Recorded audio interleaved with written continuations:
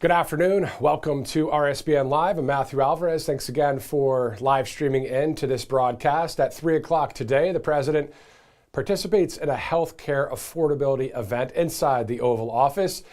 According to the news publication Notice, the White House to announce a deal with pharmaceutical company Regeneron.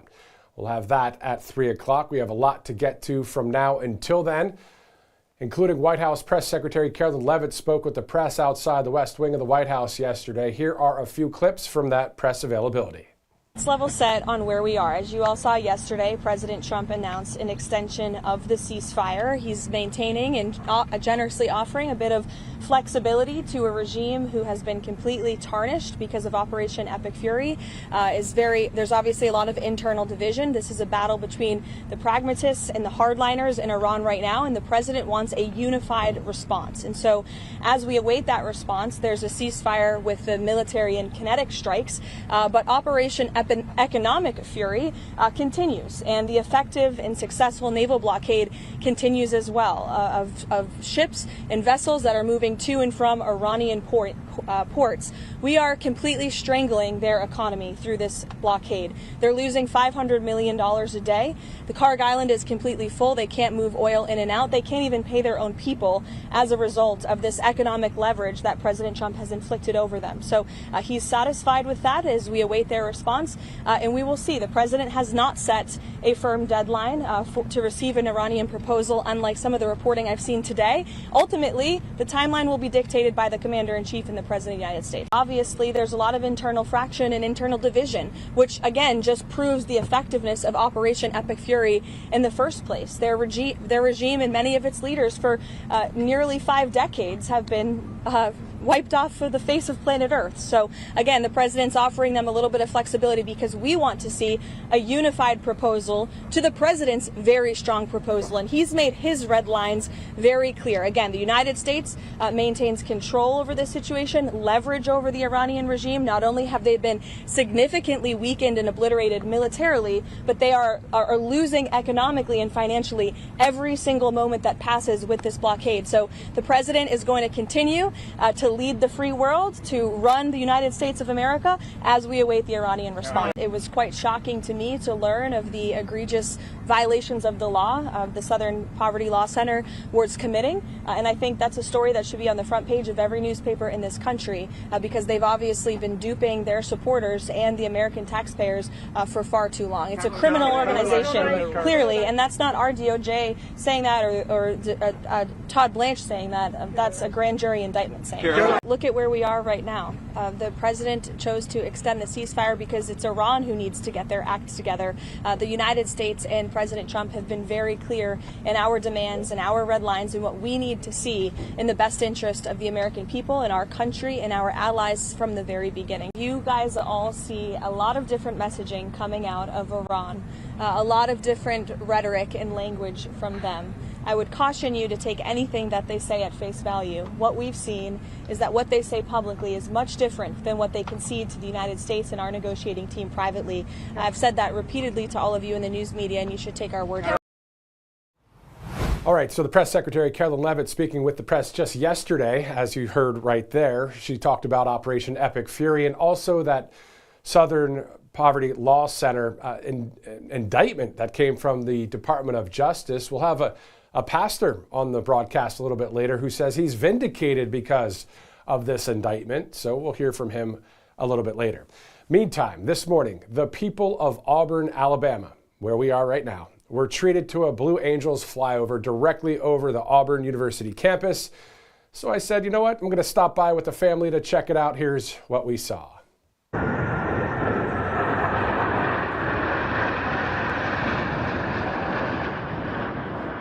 Oh, it's super cool. The fact that someone can just graduate from Auburn University, go through the rigorous flight training the military provides, and then end up as a Blue Angel flying over the city is really, really cool and a full circle moment, I bet, for her. So that was to kick off finals week, apparently, at Auburn. As we play the video one more time, but before we do, the leading coordination for the flyover this morning was Commander Lily Montana, a political science graduate and Auburn University Naval ROTC alum. who now serves as Blue Angel number 8 and the event coordinator for the Blue Angels. She graduated in 2010 from Auburn University. Let's take a look at that video one more time, but before we go to it, when you saw that interview there, that was some of the flight school out of Auburn University. So a number of pilots that were standing right behind the flight instructor. Let's look at it one more time here on right side.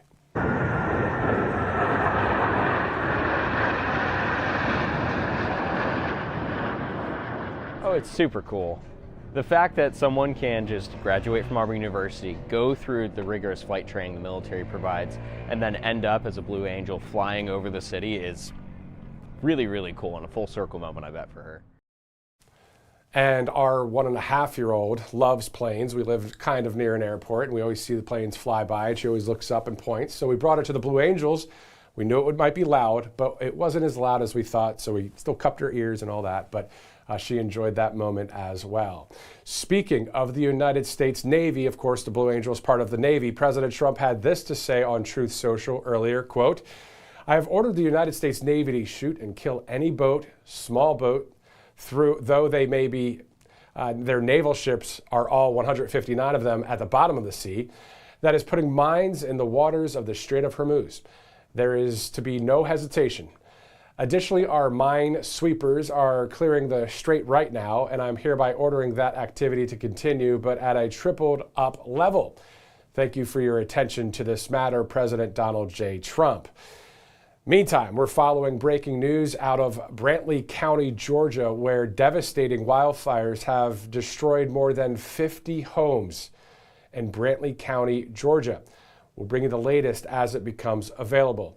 In other news, the AP reporting that President Trump's acting attorney general, of course, Todd Blanche, has reclassified state-licensed medical marijuana as a less dangerous drug in a major shift. That report out there, and we're following that as well.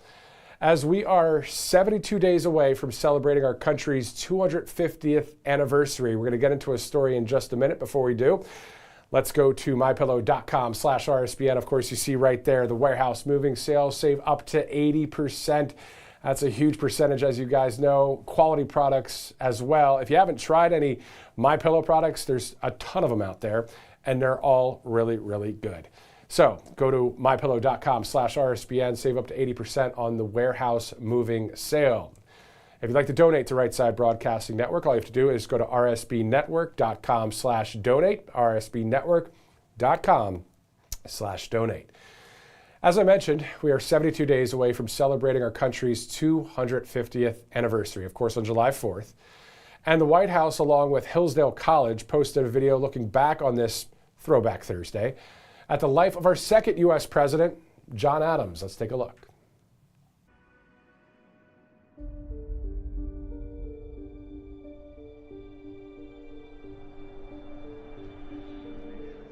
While John Adams was writing the Declaration of Independence in July of 1776, his wife Abigail Adams was going through a very personal crisis of her own. At the very moment of the birth of America as an independent nation, Abigail experienced the tragic stillbirth of her 5th child. Her grief was compounded by the loss of her mother just months before during an epidemic that swept across the colonies. This episode in the life of John and Abigail Adams reminds us that when the American founders pledged their lives, their fortunes, and their sacred honor, a large portion of the sacrifice was borne by the wives and families of the patriots. We are blessed as a nation to have the letters of John and Abigail Adams as a window into the sustaining relationship that women played in the founding of our country. Let us look more closely at what was going on the home front while John Adams was participating in the Continental Congress in Philadelphia, far from his home in Quincy, Massachusetts. Abigail and John had had 2 children 2 years apart. After being blessed with little Abigail and little John, they had a daughter who died at age 2 years old. But since they were together for this family tragedy, there are no letters relating to it. They went on to have 2 more boys, Charles and Thomas. In 1775, when Abigail's mother dies, John is far from the scene of the deaths of intimate family members, and he takes a somewhat detached and stoic approach to this personal tragedy. It is, for him, drowned in the general calamity. It is not uncommon, he writes from Philadelphia, for a train of calamities to come together. Fire, sword, pestilence, famine often keep company and visit the country in a flock. But Abigail, much more immersed in the nursing of the dying, turns not to philosophic consideration, but to the scriptures for consolation. It has pleased the great disposer of all events to add breach to breach. Rare are solitary woes, and they come in a train and tread each other's heel. She pours out her complaint using the language of the Psalms and the prophet Isaiah from the Hebrew Scriptures. How long, O Lord, shall the whole land say, I am sick? O show us wherefore it is that thou art contending with us. She turns to the Gospels to receive comfort from the scene of Jesus weeping over the death of his friend Lazarus. He who deigned to weep over a departed friend will surely forgive a sorrow which at all times desires to be bounded and restrained by a firm belief that a being of infinite wisdom and unbounded goodness will carve out my portion in tender mercy towards me. Yea, though he slay me, I will trust in him, says holy Job. Abigail explicitly says that the trial of her husband's absence had deepened her reliance on God. Oh, how I have longed for your bosom, to pour forth my sorrows there and to find a healing balm. But perhaps that has been denied me, that I might be led to a higher and more permanent consolator, who has bid us call upon him in the day of trouble. John Adams responds in amazement at her strength. I am charmed with that admirable fortitude and that divine spirit of resignation which appears in your letters. Just over a year later, Abigail writes to John with touching immediacy about what she is experiencing as she goes through her miscarriage. She writes that she must lay aside her pen because the labor pains are too intense, only to pick up her pen again when they have passed. But she says with great simplicity that she knows the labor pains are in vain. I was last night taken with a shaking fit, she says, and I am very apprehensive that a life was lost, and I have no reason today to think otherwise.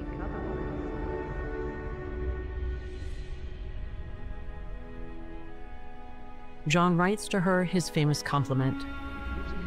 It gives me more pleasure than I can express to learn that you sustain with so much fortitude the shocks and terrors of the times. You are really brave, my dear. You are a heroine. And you have reason to be. For the worst that can happen can do you no harm. A soul as pure, as benevolent, as virtuous and pious as yours has nothing to fear, but everything to hope and expect from the last of human evils. Yet, even these most personal of tragedies did not pass without some philosophical reflection from them both. John suggests that perhaps Abigail's mother, who has just died, was too devoted to the domestic realm to be a fitting model for their children, who should be trained up to value the public and civic virtues above all. It should be your care, therefore, and mine, to elevate the minds of our children and exalt their courage, to accelerate and animate their industry and activity. If we suffer their minds to grovel and creep in infancy, they will grovel all their lives. But their bodies must be hardened, as well as their souls exalted. Without strength and activity and vigor of body, the brightest mental excellencies will be eclipsed and obscured. This is not the only time that John is critical of a life that is too limited in its horizons. Reflecting on the great Roman philosopher Cicero's discussion of the levels and degrees of human sociability, John thinks that too great concern for the personal and the local can pervert the intellect and will. But Abigail adroitly responds by quoting and acknowledging Cicero's dictum, "Our country is, as it were, a secondary god and the first and greatest parent. It is to be preferred to parents, wives, children, friends, and all things, God only excepted. For if our country perishes, it is as impossible to save an individual as it is to preserve one of the fingers of a mortified hand." Nevertheless, she gently reminds him that his absorption in public affairs sometimes leads him to neglect important domestic duties as a father. She reminds him, that he is responsible for the moral education of his children. She points out that his children's virtues would be doubly enforced could they be indulged with the example of a father constantly before them. She insists that public virtue must be backed up with virtue in private life as well, that civic obligations cannot be separated from religious and moral obligations. I have been led to think, from a late defection, that he who neglects his duty to his Maker may well be expected to be deficient and insincere in his duty towards the public. Abigail insists that merely civic motives cannot replace the more internal motives of religion and morality. Let revenge or ambition, pride, lust, or profit tempt these men to base and vile action. You may as well hope to bind up a hungry tiger with a cobweb as to hold such debauched patriots in the visionary chains of decency, or to charm them with the intellectual beauty of truth and reason. She clearly got through to John, because years later, looking back at the founding, he echoed her image. We have no government armed with power capable of contending with human passions unbridled by morality and religion. Avarice, ambition, revenge, or gallantry would break the strongest cords of our Constitution as a whale goes through a net. Our Constitution was made only for moral and religious people. It is wholly inadequate to the government of any other. Abigail's insistence that religious and family obligations are fundamental to a thriving republic helped shape America's founding. George Washington would famously confirm this insight in his farewell address. Of all the dispositions and habits which lead to political prosperity, religion and morality are indispensable supports. In vain would that man claim the tribute of patriotism, who should labor to subvert these great pillars of human happiness, these firmest props of the duties of men and citizens. The founding generation inherited these ideas about the interconnectedness of duties to God, father, and country from the long-standing classical and Christian tradition in which they stood. The ancient statesman Marcus Tullius Cicero, who had stood up for the liberty of the Roman Republic against the tyranny of Caesar, was not just the founders' tutor in the understanding of the Republic and the laws. The American founders had been educated in his moral philosophy by reading his book On Duties, which was the textbook for ethics throughout the Christian ages and into the modern period. John Locke, the English Enlightenment philosopher, said that Cicero's little book on duties was the most important book that a parent could put into the hands of their children.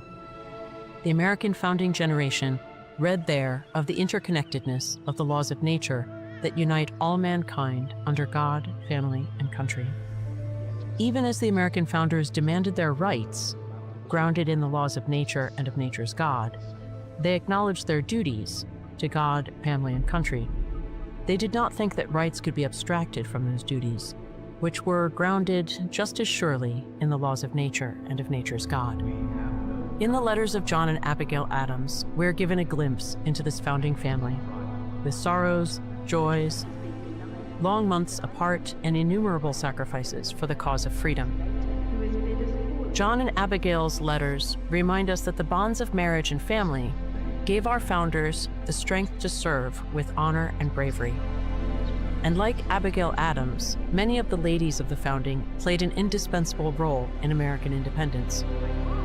They ran the family farms and businesses, made warm clothes for freezing soldiers, prayed for a swift and definitive victory, counseled their husbands, and reminded the young republic of the importance of duty to God, family, and country. And we will forever remember the ladies whose quiet service and tireless toil helped give birth to this new land of liberty.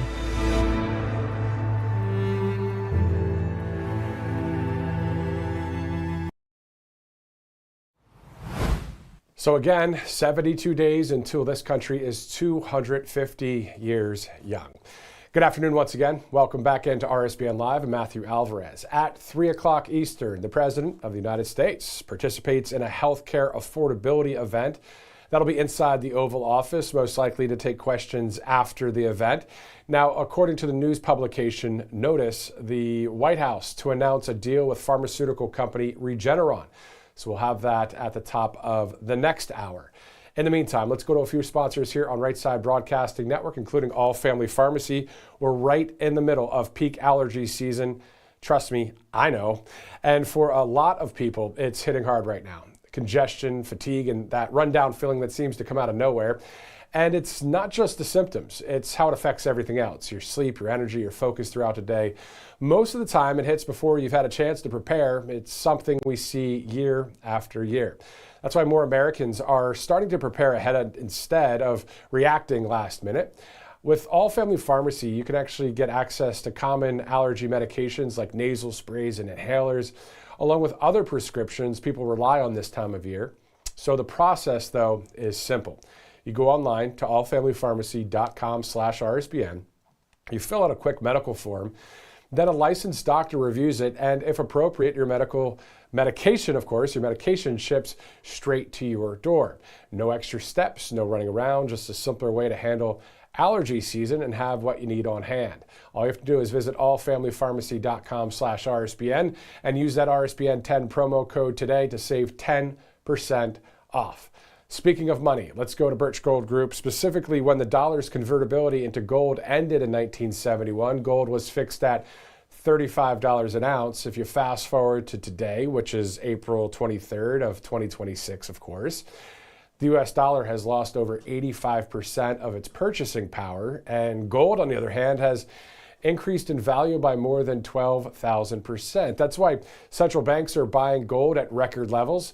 And here at RSBN, we encourage you to consider diversifying your savings with physical gold from Birch Gold Group. But this all starts with education. Birch Gold just announced their Learn and Earn Precious Metals event. So it's a free online event that rewards you for learning the basics of investing in precious metals. You can sign up to get free silver on your next purchase, get even larger incentives as you go, and the more you learn, the more you can earn. But you must act now, as this special event only runs through April 30th, so 7 more days from now. The dollar lost its anchor in 1971. You don't have to lose yours. You can text the word Trump to that number you see on the screen, 989898. You'll get a free info kit from Birch Gold Group, and you can also join Birch Gold's Learn and Earn Precious Metals event, again by April 30th. Text Trump to 989898 today. All right, we're about the bottom of the hour, getting close, about 6 minutes out as we are live here on Right Side Broadcasting Network. We know that Border Czar Tom Homan recently spoke at a TPUSA event. Let's check it out. Law isn't just for, security and slowing illegal immigration. Walls save lives. And let me explain that. The most vulnerable people that come across that border are women and children. They can't get over that wall, which means they go to a place where there's not a wall. And what's waiting on them? Men and women of the Border Patrol is going to take care of those humanitarian needs right away. The men and women of the Border Patrol, men and women of ICE, I love them. They're the finest young men and women this country has because they put themselves in harm's way today.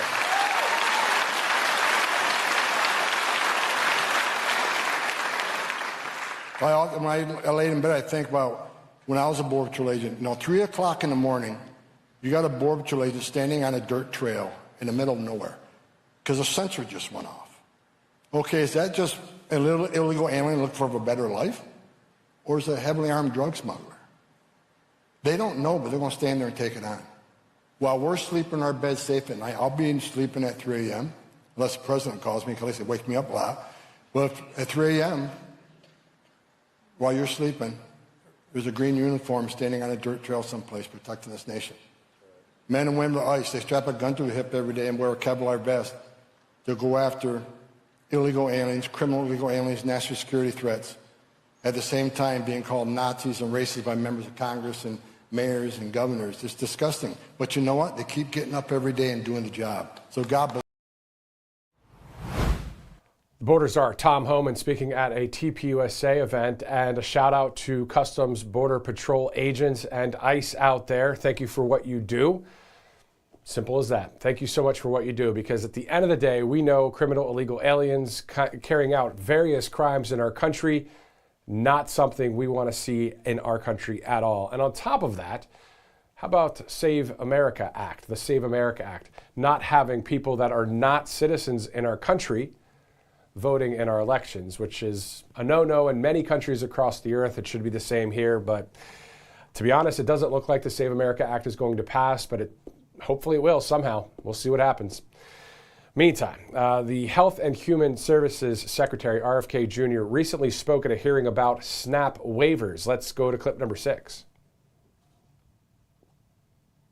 50% of the states have now, at our request, applied for waivers so that they can get Sandy's soda and candies off of SNAP. We're paying for the poorest kids, 63 million poorest kids in this country, to get diabetes, and then we're treating 78% of them with Medicaid afterwards. So we're paying at both ends. It makes no sense.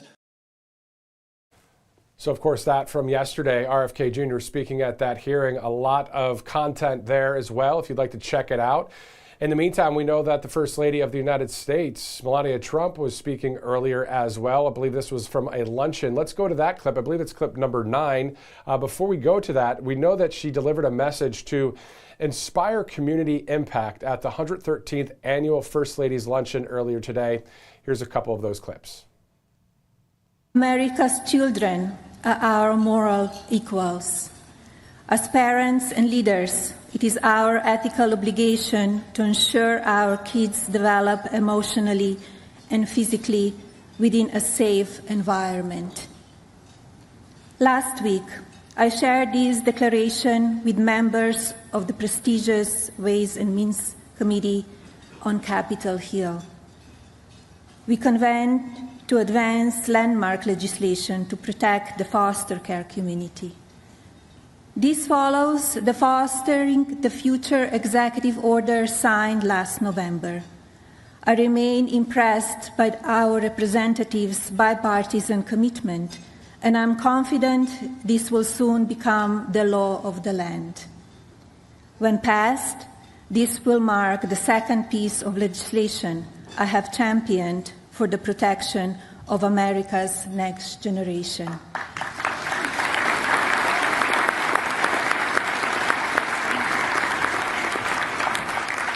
The world doesn't move for those who stop. Over the past year, with discipline and focus, I have enacted several initiatives to benefit our children. Domestically, Fostering the Future has expanded coast to coast to roughly 33% of the states in our country. I completed the 4th reunification of Ukrainian and Russian children with their families.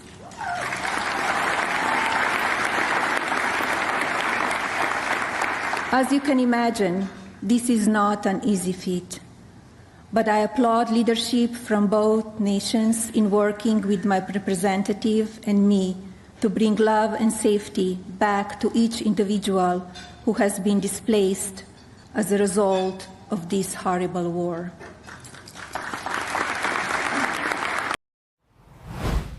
Okay, the First Lady speaking at a luncheon just wrapped up about an hour ago. In the meantime, let's go to a few of our sponsors before we get into some of our live interviews of the day. Of course, Kalshi.com/RSBN. A ton of political trending topics that people are putting the money on the line for, betting, trading, but also checking out polls. More than 1 million users on Kalshi. And if you're looking for specific questions or specific topics like politics or science, technology, sports, faith, weather, it's all there, Kalshi.com/RSBN. You can go to the QR code. It'll take you directly there. You can also go to Kalshi.com/RSBN. And the third way that you can get to Kalshi, you can just download the app, Kalshi, of course, on your app stores. Great sponsor here on Right Side. Same thing with Rumble Wallet. A number of people just started using Rumble Wallet. I recently downloaded it in my app store as well. Wanted to check it out. And if you've ever been curious about buying and investing in crypto or Bitcoin, stable coins, or even gold-backed stable coins, but felt like it was too complicated, Rumble Wallet is an easy way to get started. You can buy, sell, and manage your cryptocurrencies all in one place, and the app is super straightforward. What really makes Rumble Wallet unique is that you could actually use it to tip your favorite creators like our network and support the Freedom First community we've built here on Rumble. Getting started is simple as well. So all you have to do is download the Rumble Wallet app, sign up with your existing Rumble account. No need for a new login. You can just complete a few security steps and you're set up in just minutes. You can start with just a few dollars, and with the new feature called MoonPay built into Rumble Wallet, you can easily buy crypto using your credit card, your debit card, or your bank wire. So the question is, if you've been thinking about the advantages of crypto, you can simply download Rumble Wallet right now and click our link in the description or search Rumble Wallet in your app store. Download Rumble Wallet today and move your assets to where they belong, in your hands and in your control. Rumble Wallet is a technology provider only and not a custodial service. You can see terms at wallet.rumble.com. Great sponsor here at Right Side Broadcasting Network. Rumble Wallet. It's 1:33 Thursday, April 23rd. At the top of the next hour, we'll be going to 1600 Pennsylvania Avenue to hear from President Trump. We have a number of interviews from now until then, also a number of videos if you're just joining us, including right here in Auburn, Alabama this morning. The U.S. Navy, the Blue Angels, did a flyover across the Auburn University campus because one of the people that are part of the Blue Angels was graduated in 2010 from Auburn University, and there's just a flyover that happened today. So it was pretty cool. Got some video there with the family, so I'll show you that in a little bit. Also ran into some of the flight school students, the flight instructor and others on a rooftop. We were checking that out at one of the nicer eatery type places, but it was just this morning. So kind of early, 8:30, but to get out of bed to go see some planes fly over, it's worth it. The Blue Angels are cool, and it's great to get that video. We'll show that in a little bit. Let's go to a commercial break. I'm Matthew Alvarez. We'll be right back. Welcome to Right Side Broadcasting Network, your trusted conservative news outlet. At RSBN, we deliver the truth when the mainstream media falls short. Since 2015, we've proudly broadcasted every single one of President Trump's iconic MAGA rallies, bringing you the excitement and energy live before anyone else. By watching RSBN, you get an unfiltered front row view of the action on the ground. We interview the crowds to give a voice to millions of Americans just like you. We show you President Trump's speeches in their entirety, free from interruptions and censorship. We cover the stories that matter to you with the integrity and passion you deserve. Thank you for choosing RSBN as your home for America First News. Together, we stand strong, united, and informed. So join us and be part of the right side of history. Hey y'all, it's Silk from Diamond and Silk Chit Chat Live. Look, don't forget to watch my show right here at Right Side Broadcasting Network, and I want you to support Right Side Broadcasting Network. It's imperative that you do so, okay? Bye-bye.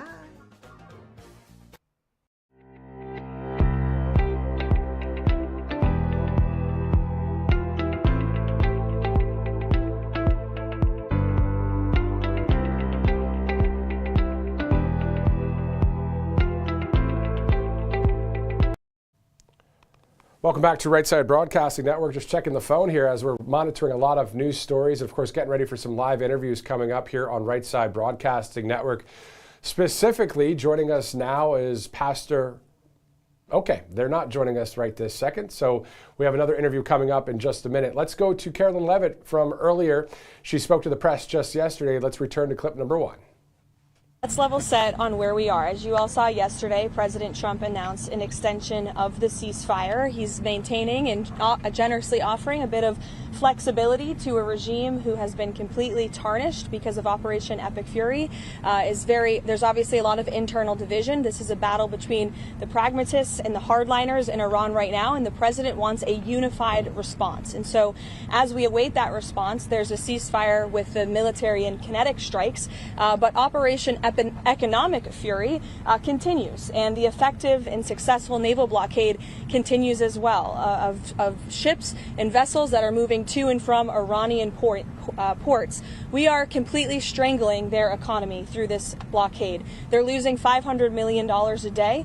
The Karg Island is completely full. They can't move oil in and out. They can't even pay their own people as a result of this economic leverage that President Trump has inflicted over them. So he's satisfied with that as we await their response, and we will see. The president has not set a firm deadline to receive an Iranian proposal, unlike some of the reporting I've seen today. Ultimately, the timeline will be dictated by the commander-in-chief and the the President of the United States. Obviously, there's a lot of internal fraction and internal division, which again just proves the effectiveness of Operation Epic Fury in the first place. Their regime and many of its leaders for nearly 5 decades have been wiped off of the face of planet Earth. So again, the president's offering them a little bit of flexibility because we want to see a unified proposal to the president's very strong proposal, and he's made his red lines very clear. Again, the United States maintains control over this situation, leverage over the Iranian regime. Not only have they been significantly weakened and obliterated militarily, but they are losing economically and financially every single moment that passes with this blockade. So the president is going to continue to lead the free world, to run the United States of America as we await the Iranian response. It was quite shocking to me to learn of the egregious violations of the law of the Southern Poverty Law Center was committing, and I think that's a story that should be on the front page of every newspaper in this country because they've obviously been duping their supporters and the American taxpayers for far too long. It's a criminal organization, clearly, and that's not our DOJ saying that or Todd Blanche saying that. That's a grand jury indictment saying that. Look at where we are right now. The president chose to extend the ceasefire because it's Iran who needs to get their act together. The United States and President Trump have been very clear in our demands and our red lines and what we need to see in the best interest of the American people and our country and our allies from the very beginning. You guys all see a lot of different messaging coming out of Iran, a lot of different rhetoric and language from them. I would caution you to take anything that they say at face value. What we've seen is that what they say publicly is much different than what they concede to the United States and our negotiating team privately. I've said that repeatedly to all of you in the news media, and you should take our word for it. All right, so Carolyn Levitt speaking with the press just yesterday. We also had the White House Deputy Press Secretary, Abigail Jackson, speak with us here on Right Side yesterday as well. We're going to air that interview in just a little bit. Meantime, this morning, the people of Auburn, Alabama were treated to a Blue Angels flyover directly over the Auburn University campus. I stopped by with a family to check it out. Here's what we saw.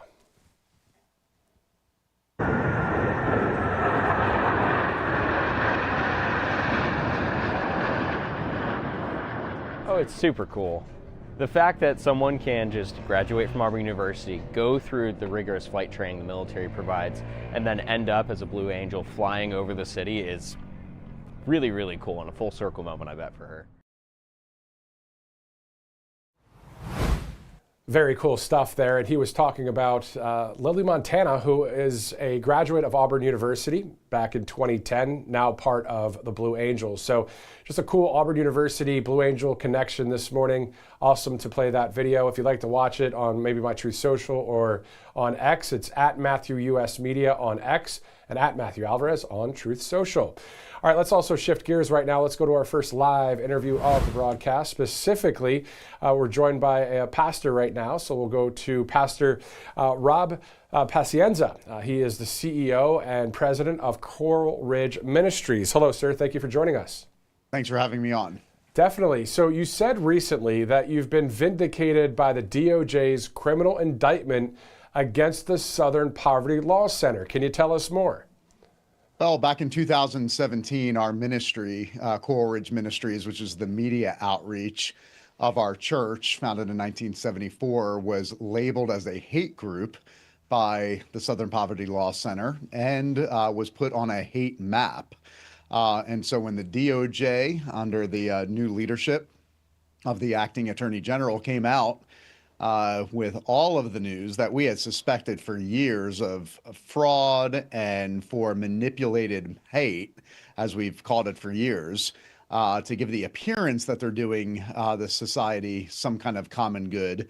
We did feel like, along with our good friends at Family Research Council and other ministries that were labeled a hate group as well, certainly felt vindicated by that news. There's so many directions I want to go right now. Let's go with freedom of speech, first of all, because if you are to threaten or to threaten violence to somebody, that is against the law. You can say it, but it's against the law. But if you have a belief system like what you were talking about here, specifically within the Bible, is that what it was, that you were just simply preaching from the Bible and then they said you guys are a hate group? Like, tell us what was it they said, oh, you're a hate group, which again is just mincing words, really. Yeah, it was our teaching, our media programs, our podcast, our documentaries, and our television programs that often will talk about a biblical definition of marriage, of family, being between one man and one woman, one father, one mother, as defined by their biological gender, but from birth, and really taking a stance on biblical truth concerning gender and sexuality. That was precisely what got us in the crosshairs of the Southern Poverty Law Center. So they redefined, as happens so often in our culture today, they're now redefining hate. Hate is no longer bringing about hostility or violence to another individual. It's simply exercising your freedom of speech and exercising your freedom of religion. And for our case in particular, the freedom to stand on God's word as he defines marriage, family, gender, and sexuality all of a sudden got redefined as hate speech. And if there's somebody out there that disagrees with the Bible, they can disagree with the Bible, but that doesn't mean that you are a hate group because you're saying, I believe in the Bible. You know what I mean? Like we see out there in these countries like in Ireland or the UK or obviously in China, you just can't speak freely, right? But this is the United States of America. So the DOJ's indictment, the criminal indictment for the Southern Poverty Law Center, a lot of people are cheering on that move, aren't they? They have, yeah, they are, and they should be, because let's be honest. I think we can look back at the 1960s. The Southern Poverty Law Center did a lot of great work, particularly in the civil rights era and in the civil rights movement, exposing true and genuine hate groups in America. But now with the progressive culture sweeping through the West over the last 40, 50 years, we're seeing this redefinition of hate, that you can no longer stand on your biblical values. You can no longer speak the truth in love because you're getting silenced and canceled. And SPLC for way too many years has been part of that cancel culture movement. And so rightfully so, we should be cheering this move on by the DOJ because this is part of the wokeism, woke culture, and cancel culture that's really been destroying the very soul of our nation for far too long. And that's what the enemy does according to the Bible. We're talking about the enemy in the Bible here specifically. He comes to kill, steal, and destroy. Of course, no freedom, no family, no God, no nothing. We hate it all. And that's really the root of it, isn't it? It is. And one of the things the enemy steals is truth. He steals the truth and he redefines it. So no longer can you say that it is a good thing for marriage to be between one man and one woman. No longer is it a good thing that we can celebrate how God designs us in his image, and he defines male and female in his image. Now we see that we are in a society where we call good evil and evil good. And so all the more reason why we need legislation and law enforcement agencies and a DOJ that is no longer using lawfare as a weapon against the faith community, but allowing us and recognizing our God-given rights, not our man-given rights, but our God-given rights to freely exercise our religion in the public square. This is perfect. Where is the Coral Ridge Ministries? What state are you based in again? We are based in Fort Lauderdale, Florida. Home base is Coral Ridge Presbyterian Church in Fort Lauderdale, and our media ministry is right here on property, Coral Ridge Ministries, where we were founded by the late D. James Kennedy in the 1960s and have been producing and proclaiming God's truth to our cultural moment for now over 6 decades. It'd be great to meet you, sir. It'd be great if next time my family and I are in Florida. It'd be great to meet you guys. Thank you so much for what you do and what you preach, because the Bible is God's word. It's the truth. And that's obviously my opinion. If people disagree, that's okay. It doesn't mean we're part of a hate group, right? Amen. Amen. That is the First Amendment rights enshrined in the Constitution. Exactly. Pastor Rob Pacienza, thank you so much, sir, CEO and president of Coral Ridge Ministries. Thanks again for sharing that information with us. Thank you. Good stuff. Great to see it here on the right side of history. As we have seen before, God, family, country. I mean, those are the types of things, right, that we hold near to our hearts here in America. And many do around the world too. It's called the free world, right? but it's the tyrannical types, the communist types, the socialist types, the anti-God, family, country types that are really trying to push their agenda. But guess what? Be encouraged. We know who wins in the end. At the end of the book. We still have a lot of winning to do now. And things like, how about pass the Save America Act? How about save the country? How about not have non-citizens voting in our elections, right? Law and order, accountability, transparency, all the things. So we still have to do our part, but hey, pray like it all depends on God, work like it all depends on you. It's a pretty good balance, not a bad way to live. All right, let's go to a number of other things here. Director, should we go to... Okay, let's go to All Family Pharmacy right now, as we know that the owner of All Family Pharmacy is Michael Kunzler. Thanks so much for joining us, Michael. Thanks for having me. Definitely. Let's talk about the FDA. I know recently they moved to shut down this compounded semaglutide, the Ozempic, Wegovy alternatives, just as millions of Americans were actually finally accessing the affordable GLP-1s. So the question is, since that is a peptide, can you tell us exactly what a peptide is, and are these things safe? Yeah, peptides are naturally derived amino acids. Our body makes them. They're signals that, remind our body to do a specific function. In the realm of semaglutide, it tells your body to produce some insulin. It also tells your brain that your stomach is full. It basically delays the gastric bypass, which is telling you that you basically just ate. That's the appetite suppressant, and then the insulin production so that your body's able to break down certain foods properly, and it's not stored as fat, and that's why it's becoming one of the most popular weight loss drugs. Unfortunately, semaglutide is kind of in the past now. Tirzepatide took over, and the newest is retatrutide, but the FDA has decided to shut down any ability for any pharmacy like ourselves and all the big chains out there that are doing the compounding of these GLP-1s. In an affordable way. They've shut us down because they want the drug manufacturer basically to make all the money and charge $1,000 a month, where a pharmacy like us can charge $200 to $300 a month for a safe and effective medication that is equally the same as the tirzepatides of the world and the semaglutides. So it's a money thing once again here. So is that the answer to the question of why did the FDA ban them in the first place? Oh yeah, they banned it because they call it a patent.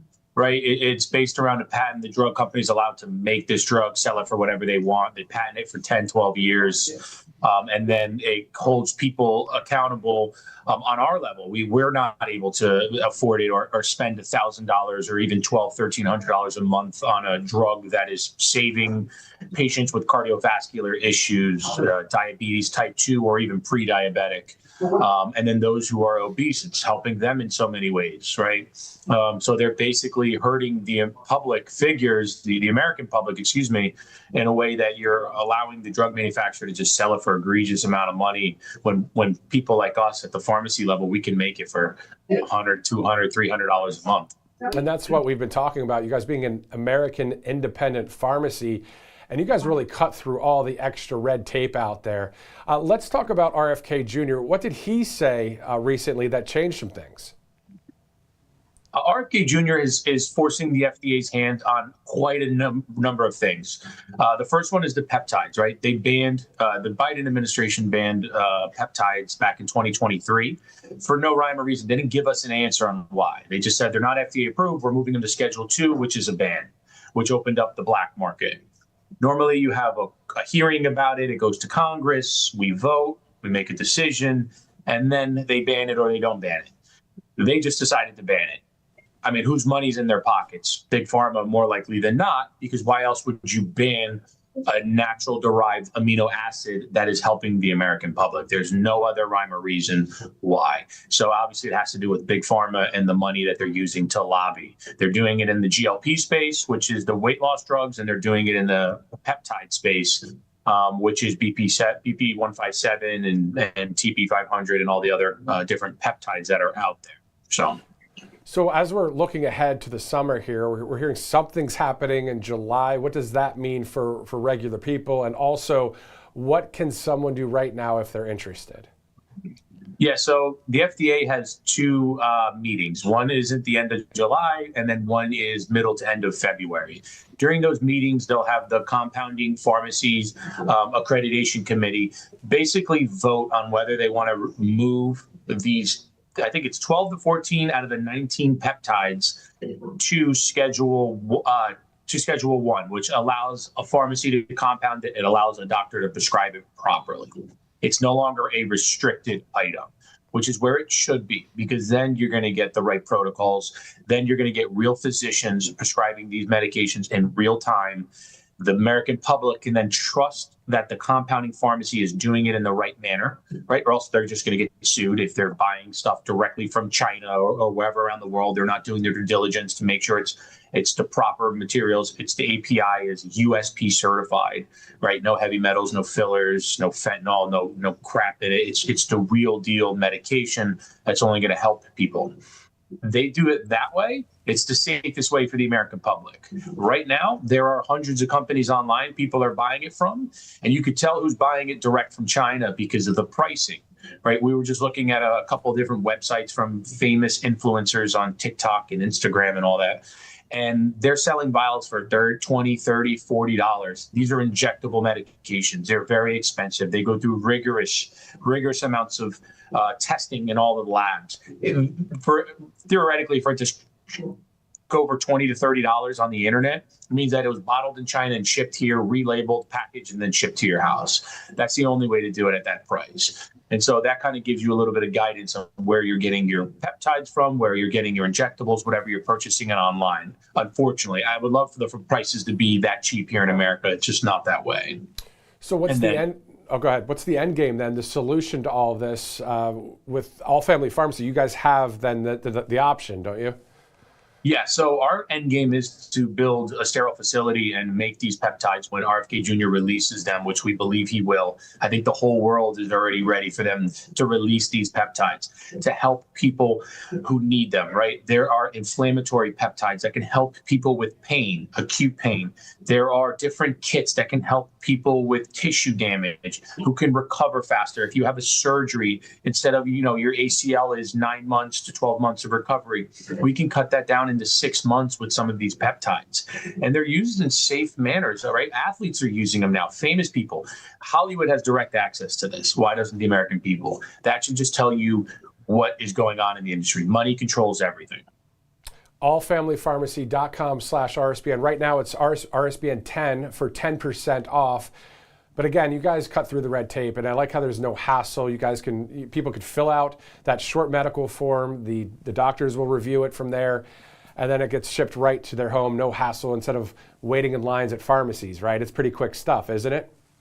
Yeah, you go right online, you place an order, or you call us over the phone. We have customer service reps who are ready to intake the information that you have, send that over to a physician to properly prescribe these medications that are safe and effective for you. We have different stuff like ivermectin and mebendazole. Some people are using for parasite cleanses. Some people are using off-label treatment of cancer and some of these other issues, anti-inflammatories. And then you go into methylene blue, the biohacking world, NAD+, glutathione for liver support.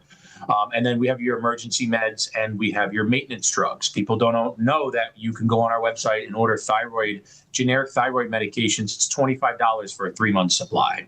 And it's a great opportunity to stock up on drugs just for a little bit of peace of mind at a very low price. Exactly. And just being prepared ahead of time and I do the same thing. I talk about it here at the network. When I talk about All Family Pharmacy, I say, don't wait till the last second. And of course we do. But now we're going to have to start getting ahead of it, and All Family Pharmacy is a great place to do it. Thank you, sir, for joining us. The owner, Michael Kunzler of All Family Pharmacy. Thank you. Definitely. RSBN 10 is that promo code. You get 10% off with All Family Pharmacy. So great sponsor here on Right Side Broadcasting Network. We're approaching the top of the hour slowly. At 3 o'clock, though, the next top of the hour, we'll be seeing the President of the United States, as long as it's not delayed there at the Oval Office. But if it is, we'll be here for it, as we have plenty to talk about, plenty to go over, and some more videos and live interviews coming up. Let's go to a commercial break, and Matthew Alvarez will be right back. Welcome to Right Side Broadcasting Network, your trusted conservative news outlet. At RSBN, we deliver the truth when the mainstream media falls short. Since 2015, we've proudly broadcasted every single one of President Trump's iconic MAGA rallies, bringing you the excitement and energy live before anyone else. By watching RSBN, you get an unfiltered front row view of the action on the ground. We interview the crowds to give a voice to millions of Americans just like you. We show you President Trump's speeches in their entirety, free from interruptions and censorship. We cover the stories that matter to you with the integrity and passion you deserve. Thank you for choosing RSBN as your home for America First News. Together, we stand strong, united, and informed. So join us and be part of the right side of history. Hey y'all, it's Silk from Diamond and Silk Chit Chat Live. Look, don't forget to watch my show right here at Right Side Broadcasting Network, and I want you to support Right Side Broadcasting Network. It's imperative that you do so, okay? Bye-bye.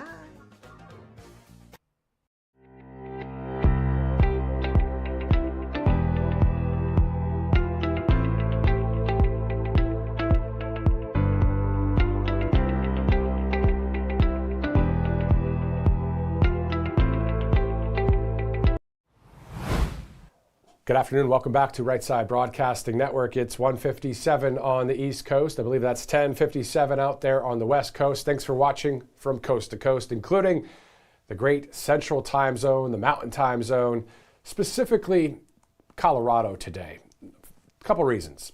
First, free Tina Peters. Second, obviously a beautiful state with all the mountains and all of that. But really, though, that's something that we're not going to stop talking about here at Right Side Broadcasting Network. Free Tina Peters. And thanks so much for watching, though, from all around this country, including people in Alaska, Hawaii.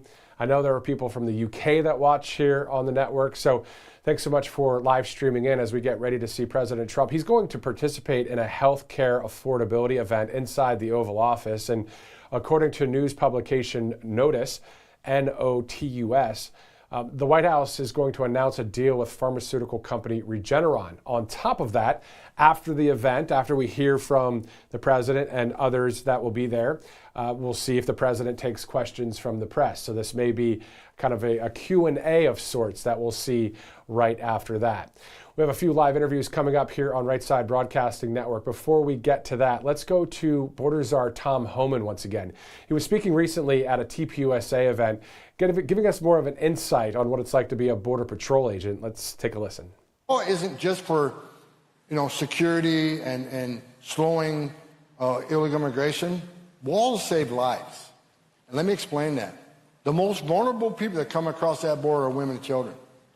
They can't get over that wall, which means they go to a place where there's not a wall.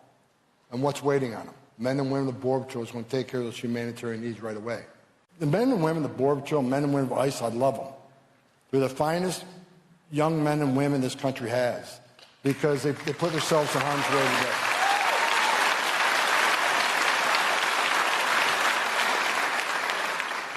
When I laid in bed, I think about when I was a Border Patrol agent. 3 o'clock in the morning, you got a Border Patrol agent standing on a dirt trail in the middle of nowhere because a sensor just went off.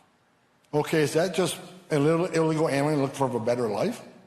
Or is it a heavily armed drug smuggler? They don't know, but they're going to stand there and take it on.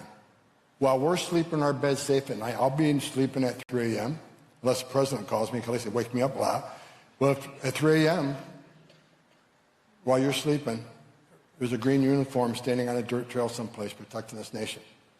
Men and women of ICE, they strap a gun to their hip every day and wear a Kevlar vest to go after illegal aliens, criminal illegal aliens, national security threats, at the same time being called Nazis and racist by members of Congress and mayors and governors. It's disgusting. But you know what? They keep getting up every day and doing the job. So God bless. They do, and we thank them for what they do out there, Border Patrol and ICE. Now, let's go to a couple sponsors, then we'll bring in our next live guest. You've heard us talk about Cove Pier before, and if the water scares in Flint, Michigan, and East Palestine, Ohio weren't enough to get you to make the switch, well, this might, because more than 176 million Americans are drinking tap water with these PFAs in it. They're man-made chemicals used in food packaging, nonstick cookware, firefighting foam. Scientists call them forever chemicals because once they're in your body, they stay there, they don't break down, and then they're linked to hormone disruption, immune damage, and increased cancer risk. But here's the part that should make you and yours upset, because the EPA actually set legal limits for PFAS in drinking water back in 2024, but the water systems around the country have until 2031 to comply. Obviously, it's a whole 5 years from now. Until that deadline arrives, a utility can be operating above that legal limit right now and isn't required to notify you. So you're just drinking that water. And that's why every single household needs this product right here, Cove Pure, because as we know, the government knows these chemicals are harmful enough to regulate. They're just not making anyone act on it quite yet, which means if you want clean, healthy drinking water, you're gonna have to do it yourself. And Cove Pure was engineered exactly for this. Unlike the normal pitcher filters that you see at the store, their Clearwave reverse osmosis technology is certified to remove up to 99.9% of contaminants. So it's those PFAs or the heavy metals or fluoride, pharmaceuticals.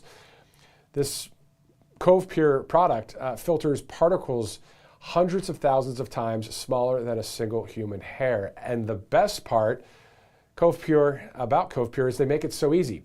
It sits right on your countertop. You don't have to drill any holes or call someone in to install it. You just plug it in, and you can even get whatever temperature water you want, hot, cold, or warm, with a tap of a button.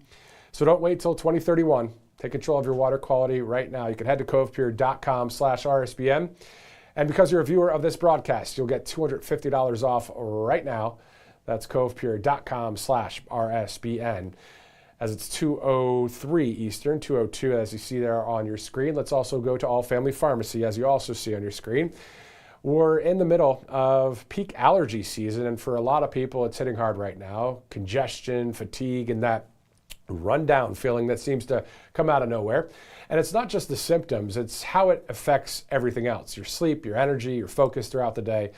Most of the time it hits before you've had a chance to prepare. It's something we see year after year, and that's where more Americans are starting to prepare ahead instead of reacting last minute. So with All Family Pharmacy, you can get access to common allergy medications like nasal sprays and inhalers, along with other prescriptions people rely on this time of year. And the whole process is simple. You just go online, you fill out a quick medical form, a licensed doctor reviews it, and if appropriate, your medication ships straight to your door. There's no extra steps, no running around, just a simpler way to handle allergy season and have what you need on hand. Visit allfamilypharmacy.com/RSBN and use code RSBN10 to save 10% today. That's allfamilypharmacy.com/RSBN for 10% off. Joining us now is Ashley Brassfield, reporter for the Daily Caller. Thanks so much for joining us once again here, Ashley. Yeah, thank you for having me. Excited to join. Definitely. So let's dive into that late night FISA push that was tanked by House GOP hardliners. What exactly happened there? Yeah, so the FISA 5-year extension was found to be, by a lot of Republicans, unacceptable. A lot of them concentrating on this warrant amendment, basically allowing, American citizens to be spied on. And that's what they were asking for, is an amendment to the resolution to prevent that from happening. I was at a Republican Study Committee of Media Row talking to a lot of these members, trying to figure out exactly what details during the negotiations they're looking to change in this thing. And they're not exactly turned away, I guess, in ways against, the idea that, I would say the intelligence agency spying on overseas, terrorist networks, foreign citizens that were making threats against the country. They're more concerned about the FBI in this case spying on American citizens. And so they're trying to put amendments in place, is what they're telling me, to prevent that from happening. We actually just had minutes ago, the Speaker of the House, Mike Johnson, drop a 3-year extension with some of these warrants, but basically putting an extra step in between the Inspector General looking at a lot of these, this FISA, in general, on American citizens and being spied on. So I think it is this, it's been a little bit of a kerfuffle in a lot of ways, with some members not even seeing that extension I heard this morning. So I think it's going to be interesting to see what they have to say about this. They want a rules vote on this on Monday. So FISA 702, a huge concern ongoing, but the House seems to be still taking the lead here. And then we'll go over to the Senate, of course. And speaking of the House and Senate, just shifting gears slightly, now that they're back from the April recess, Easter recess, what was it like when you got back into work there this past couple weeks? when we are seeing the DHS shutdown still, passing the 2-month mark. The Save America Act, I don't know if it's going to pass. I hope it does, but how will it? I mean, they have to nuke the filibuster. What are the other connections? Isn't there a FISA connection in ways for the Save America Act? Can you explain that to us? Yeah, so I'm working on a piece currently, so I can't tell too much about it. But at the same time, this was a question that Anna Paulina Luna was proposing on things like X. And so I asked some of the members at the RSC Media Row, and there was hesitation there. Of course, you have the aspect they'd like to see these two things done separately. That seems common sense. You know, this idea of Americans being spied on under Section 702 of FISA, but also the idea of election integrity, trying to tie those things together. You get one or the other. They don't want to see one or the other. They want to see both, which is, I think, reasonable, but is that practicality here? And in the Senate side, you know, the talking filibuster was one of the main aspects of the Save America Act that was proposed by Senator Mike Lee, and on the House side by Republican Rep. Chip Roy out of Texas. And so the talking filibuster also would not need any nuking of the filibuster. They're two separate things. I think those are, you know, procedural aspects that are pretty hard to understand, but I think everyone got to the point where the talking filibuster would require basically all senators to vote in favor of the Save America Act. They are blatantly said, and even into his, you know, I guess, the positive of Senator John Thune here, he said we don't have the votes. So really, you know, you have all these co-sponsors, and even Senator Mike Lee put out a video last night saying there was a senator saying he wished he would just drop the Save America Act at this point, which I think a lot of the American people would find unacceptable, especially in the base that voted for President Trump. And Mike Lee, you know, basically hit back saying, you know, you obviously are a person that co-sponsored this act. They didn't want to name their name in this report, but you're going amongst colleagues, not naming yourself, but still co-sponsoring this act. So what are you doing for your constituents, essentially, in this? And so basically with FISA and Save America, I don't see that coming down, personally, from what I was hearing. There's a lot of speculation about that. The Senate side doesn't seem to want to pick it up, but the grassroots support for this has obviously been there. And as far as DHS shutdown, I think this was the concentration this week, I heard from Senator John Thune's people themselves. So that's what they're working on currently, the $70 million. And I want to say the funding going on about 2 to 3 years for that. So we're going to see that come down. That was a big focus in the Senate this week, as well as with FISA and the House being the big focus. So Save America Act still seems up in the air, Matthew. Yeah, no, loud and clear. Now, during the April recess, were you still in D.C.? Did you see any senators, any representatives there? I know that Senator Mike Lee of Utah has been, you know, big proponent of the Save America Act. He'd be on that Senate floor talking for hours. What was it like? Yeah, I think there was a lot of, you know, I think you saw TMZ asking for members, if you saw them out in public outside of Washington, D.C., to send photos in, because I think a lot of people had an expectation that DHS didn't need to be shut down and the Save America Act needed to be posted and, you know, basically signed into law at this point. You saw the push from the president on this. So the vibes, you know, basically were that, you know, where are these members? I would love to talk to them. I did get to talk to Senator Bill Hagerty. He showed up to the Republican Study Committee Media Row the other day, and he did say they were working on it, you know, on Wednesday regarding the DHS shutdown, and was able to try and kind of pose the question about Save America Act. They all feel like it's still a little up in the air. So there is this weird hesitation and hard to distinguish between, you know, who actually supports things and is co-sponsoring some of these bills. And that's kind of what we're in the media to do, is trying to figure that out. But we even have a tough time ourselves. But, you know, I think the TMZ moments of the senators being outside of Washington, D.C. during, you know, those 2 weeks off were pretty telling. Definitely. And then let's shift now to the open sea. I saw one of your exclusive reports that the U.S. Coast Guard seized more than, was it $33 million worth of cocaine in a single drug bust as part of this Operation Pacific Viper? What a story there. Yeah, well, this is off the coast, I believe, of Ecuador, if I remember correctly. And this is pretty common, I will say, for the Coast Guard at this point. A lot of those illegal drugs, cocaine, coming from places like Ecuador, Colombia. Of course, we saw a lot of those strikes happening in the Caribbean with those drug boats. But I mean, this is on, you know, I guess the west coast of South America as well, and that's where this occurred. But I mean, millions and, you know, pounds of these drugs off the coast floating in the water that they were able to seize. But these aren't the only stories we're seeing on this. I mean, you're seeing multiple stories coming out of the Coast Guard and DHS on a daily basis of this that they're tracking. And then on top of that, we spoke with the White House Deputy Press Secretary Abigail Jackson yesterday. She was referring to the DHS partial government shutdown that's actually affecting some parts of the Coast Guard as well. So just exactly another right. point to get DHS back up and running fully operational ways there. And finally, let's shift gears to your start right here at Right Side Broadcasting Network. How awesome was that while you were here at Right Side? Give us some of the highlights of your time here, and then now the transition to DC with the Daily Caller. Yeah, absolutely. Well, working for Right Side Broadcasting at the end of the campaign trail, alongside, we would attend the Trump rallies in 2024. It was an amazing experience. I cut my teeth with Right Side Broadcasting, and they were always amazing to me, and of course the viewers as well. But it was such an exciting time, of course, leading up to the election of 2024. Getting to interview, just regular everyday Americans was, I guess, the highlight in my opinion, and getting to hear what their problems they faced.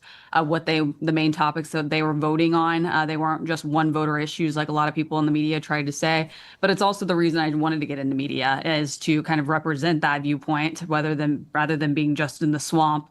And there's one, insular opinion that happens here. I wanted to keep that, the everyday American always in mind, and made that my way to the Daily Caller up here in DC. And I always try and keep that in mind. It's always my mission when doing my reporting, trying to give the facts, and keeping the BS, I guess, out of the media. No, loud and clear. But how difficult is it to be within the swamp there in Washington, D.C., to be someone that's on the right side of history, someone that loves God, family, country, and all the things that most of us do, but to not be duped into listening to just some of the BS there? How do you really do it? Yeah, it's really hard, and I won't lie, it comes from both sides of the aisle. It truly does. But I think one example I had just yesterday with members of the media, I was taking a tour of the Kennedy Center for these renovations that are occurring over the next 2 years that I'll be shutting it down for, and just some of the line of questioning and the hostility after we toured basically the entire campus of the Kennedy Center. There's deterioration within the steel. We just did a whole X post you can go look at with pictures and video evidence of this. Concrete deterioration, steel beam deterioration within one of our best performing art centers in the country. And the left-wing media, their line of questioning always seems to reflect, oh, this isn't that big of a deal. Why are you getting the $270 million to fix something like this? And whose decision was it to shut the center down? Well, if you saw any of the evidence, it's like fixing a kitchen in a way. You have to get all the plans in line in order to shut things down to make it better. It's like any other kitchen renovation. And the line of questioning being, why did they need 2 years after seeing the evidence right in front of them, common sense, I think any other American would see it, to make something better that's something that's prestige in American culture, being the Kennedy Center. So that's one core example I can think of off the bat. But you just have to have I think your moral standing within DC that it's a hard place to keep it, I'll admit, but it's a challenge, and I love doing it. And no matter how much the industry tends to sway one way, you kind of always have to go the other. How many times have you rolled your eyes at the left-wing fake news media questions? I mean, come on, you probably have a few times. Yeah, no, and I, talk to people like, Sean Spicer, who was up at that podium in the White House in the first administration, and somebody who's been in the media myself.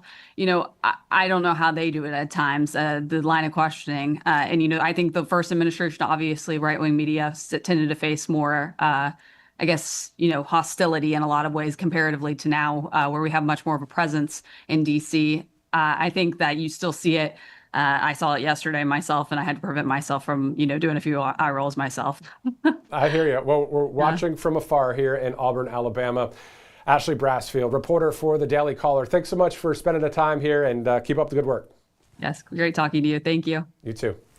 Awesome to catch up with Ashley Brassfield. I remember when she was working at Right Side, we did a story about the Gulf of America, and she was down there in Florida interviewing people about the Gulf of America, the name change and all of that, but also all of the reporting that she's done here at Right Side Broadcasting Network. So it's great to be a part of the conservative media family, people that are most likely like you out there that are watching, in the sense of we the people, God, family, country, on the right side of history. We're all in this thing together. We want freedom to continue in this United States of America, and we're doing what we can, and we got to pray harder, work harder, and get out the vote coming up, especially for those midterms. We'll see what happens with this Save America Act. Let's do this. Let's take a quick commercial break. We'll be right back. Welcome to Right Side Broadcasting Network, your trusted conservative news outlet. At RSBN, we deliver the truth when the mainstream media falls short. Since 2015, we've proudly broadcasted every single one of President Trump's iconic MAGA rallies, bringing you the excitement and energy live before anyone else. By watching RSBN, you get an unfiltered front row view of the action on the ground. We interview the crowds to give a voice to millions of Americans just like you. We show you President Trump's speeches in their entirety, free from interruptions and censorship. We cover the stories that matter to you with the integrity and passion you deserve. Thank you for choosing RSBN as your home for America First News. Together, we stand strong, united, and informed. So join us and be part of the right side of history. Hey y'all, it's Silk from Diamond and Silk Chit Chat Live. Look, don't forget to watch my show right here at Right Side Broadcasting Network, and I want you to support Right Side Broadcasting Network. It's imperative that you do so, okay? Bye-bye.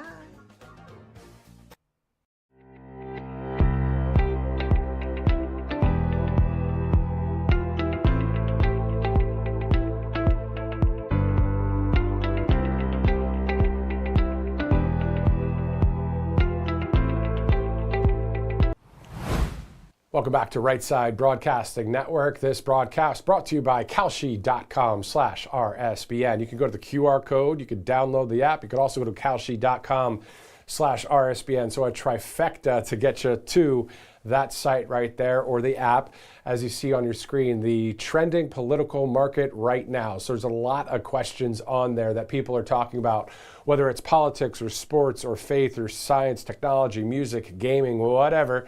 It's on there, Kalshi.com/RSBN. One of the questions out there, when will the Strait of Hormuz be completely opened? And people are saying June 1st or different dates, that kind of thing. They're putting money on the line for it, but there are also a lot of polls that you can check out there too. So Kalshi.com/RSBN.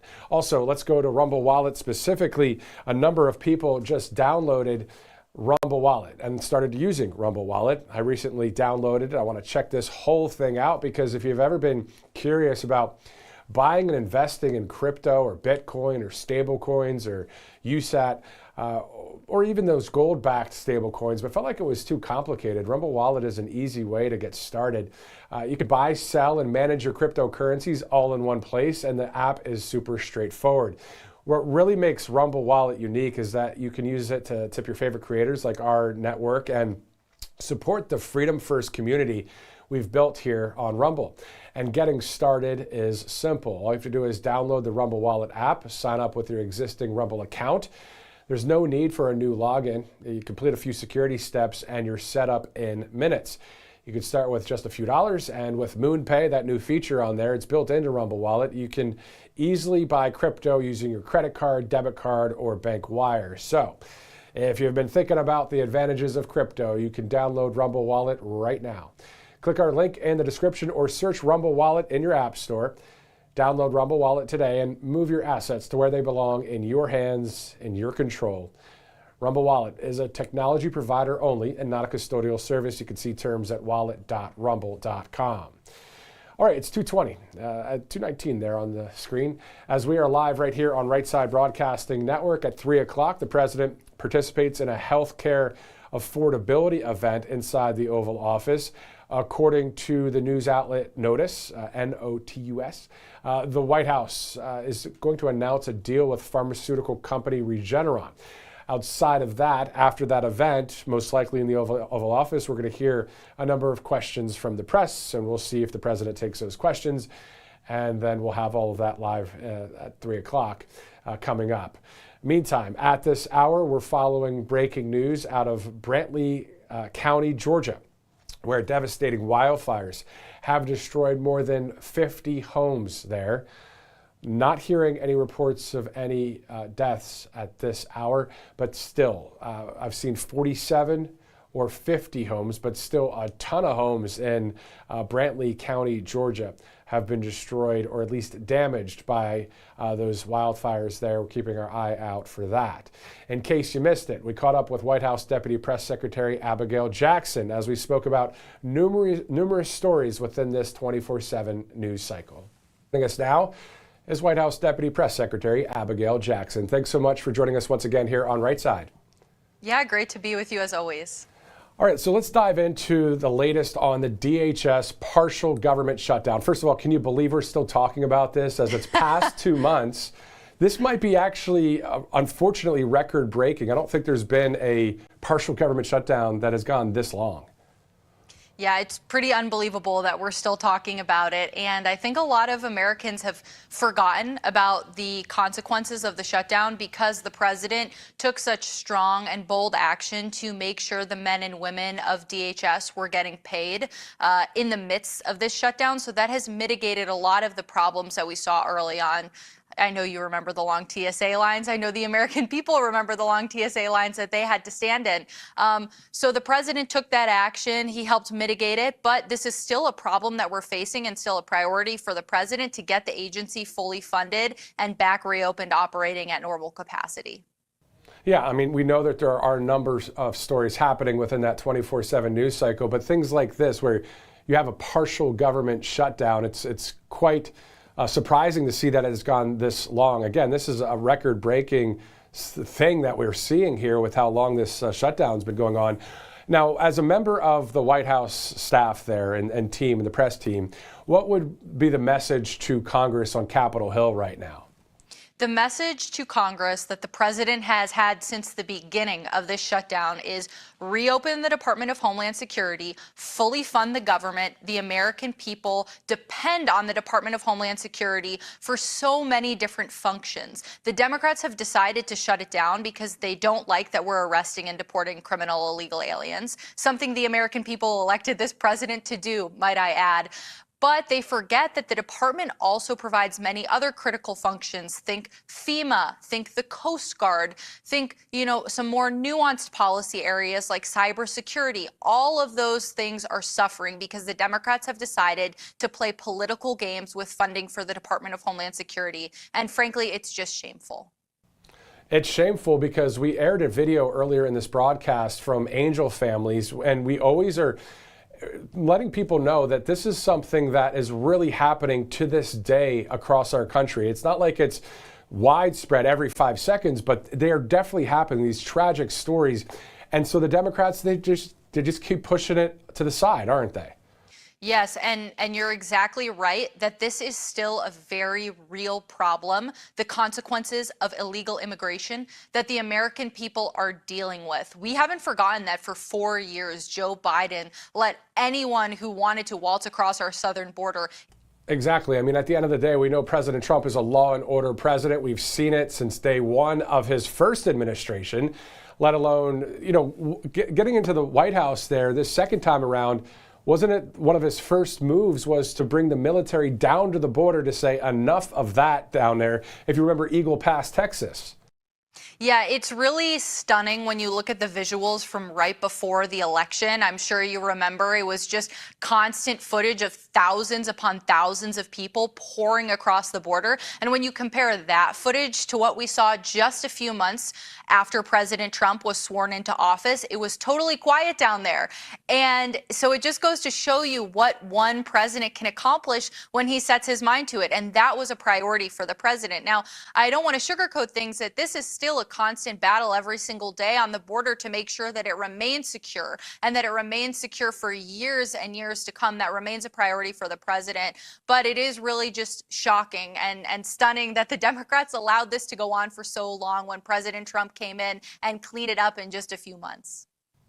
And to your point earlier about DHS and TSA and President Trump mitigating that with signing that memorandum to help get TSA agents paid, when we see the Secretary of Transportation, Sean Duffy, talking about upgrades with the FAA and air traffic control, that must be a great thing at the White House as well, to just have things go a lot smoother, especially in our friendly skies.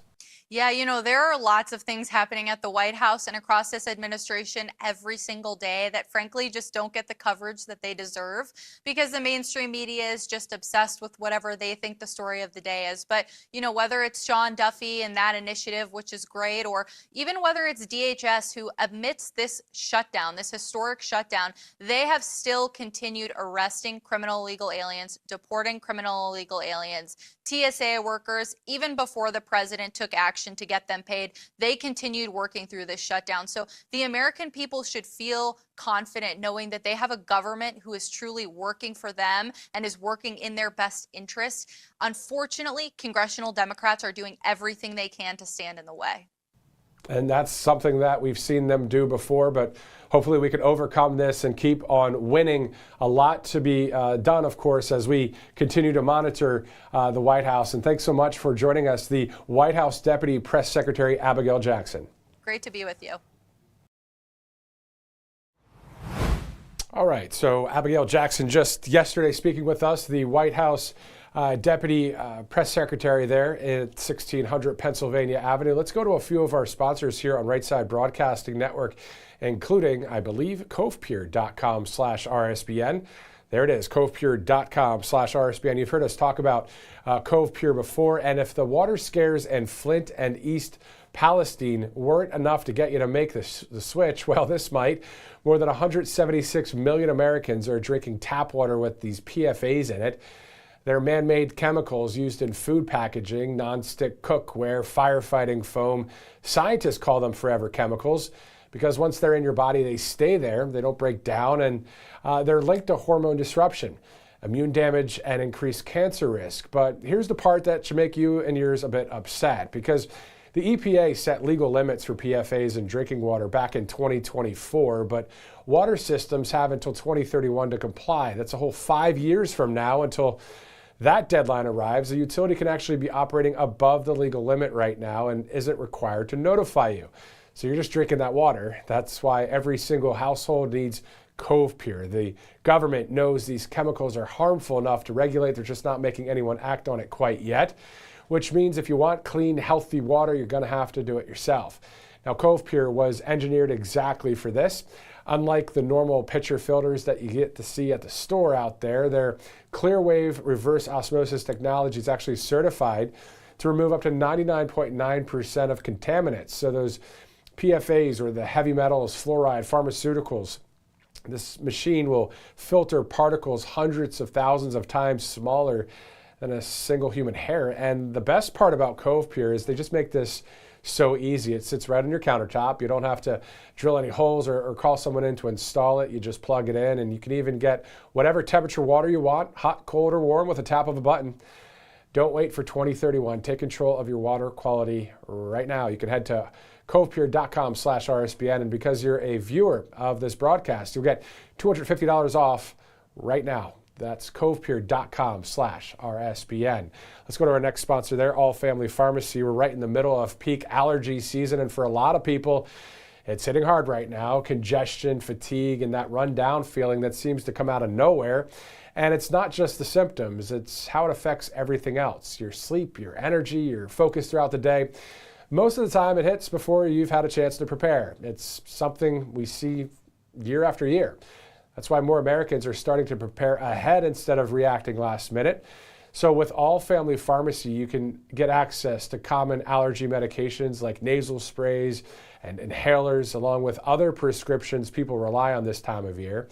And the process for all of this is simple. You just go online, you fill out a quick medical form, a licensed doctor reviews it, and if appropriate, your medication ships straight to your door. There's no extra steps, no running around, just a simpler way to handle allergy season and have what you need on hand. So visit allfamilypharmacy.com/RSBN.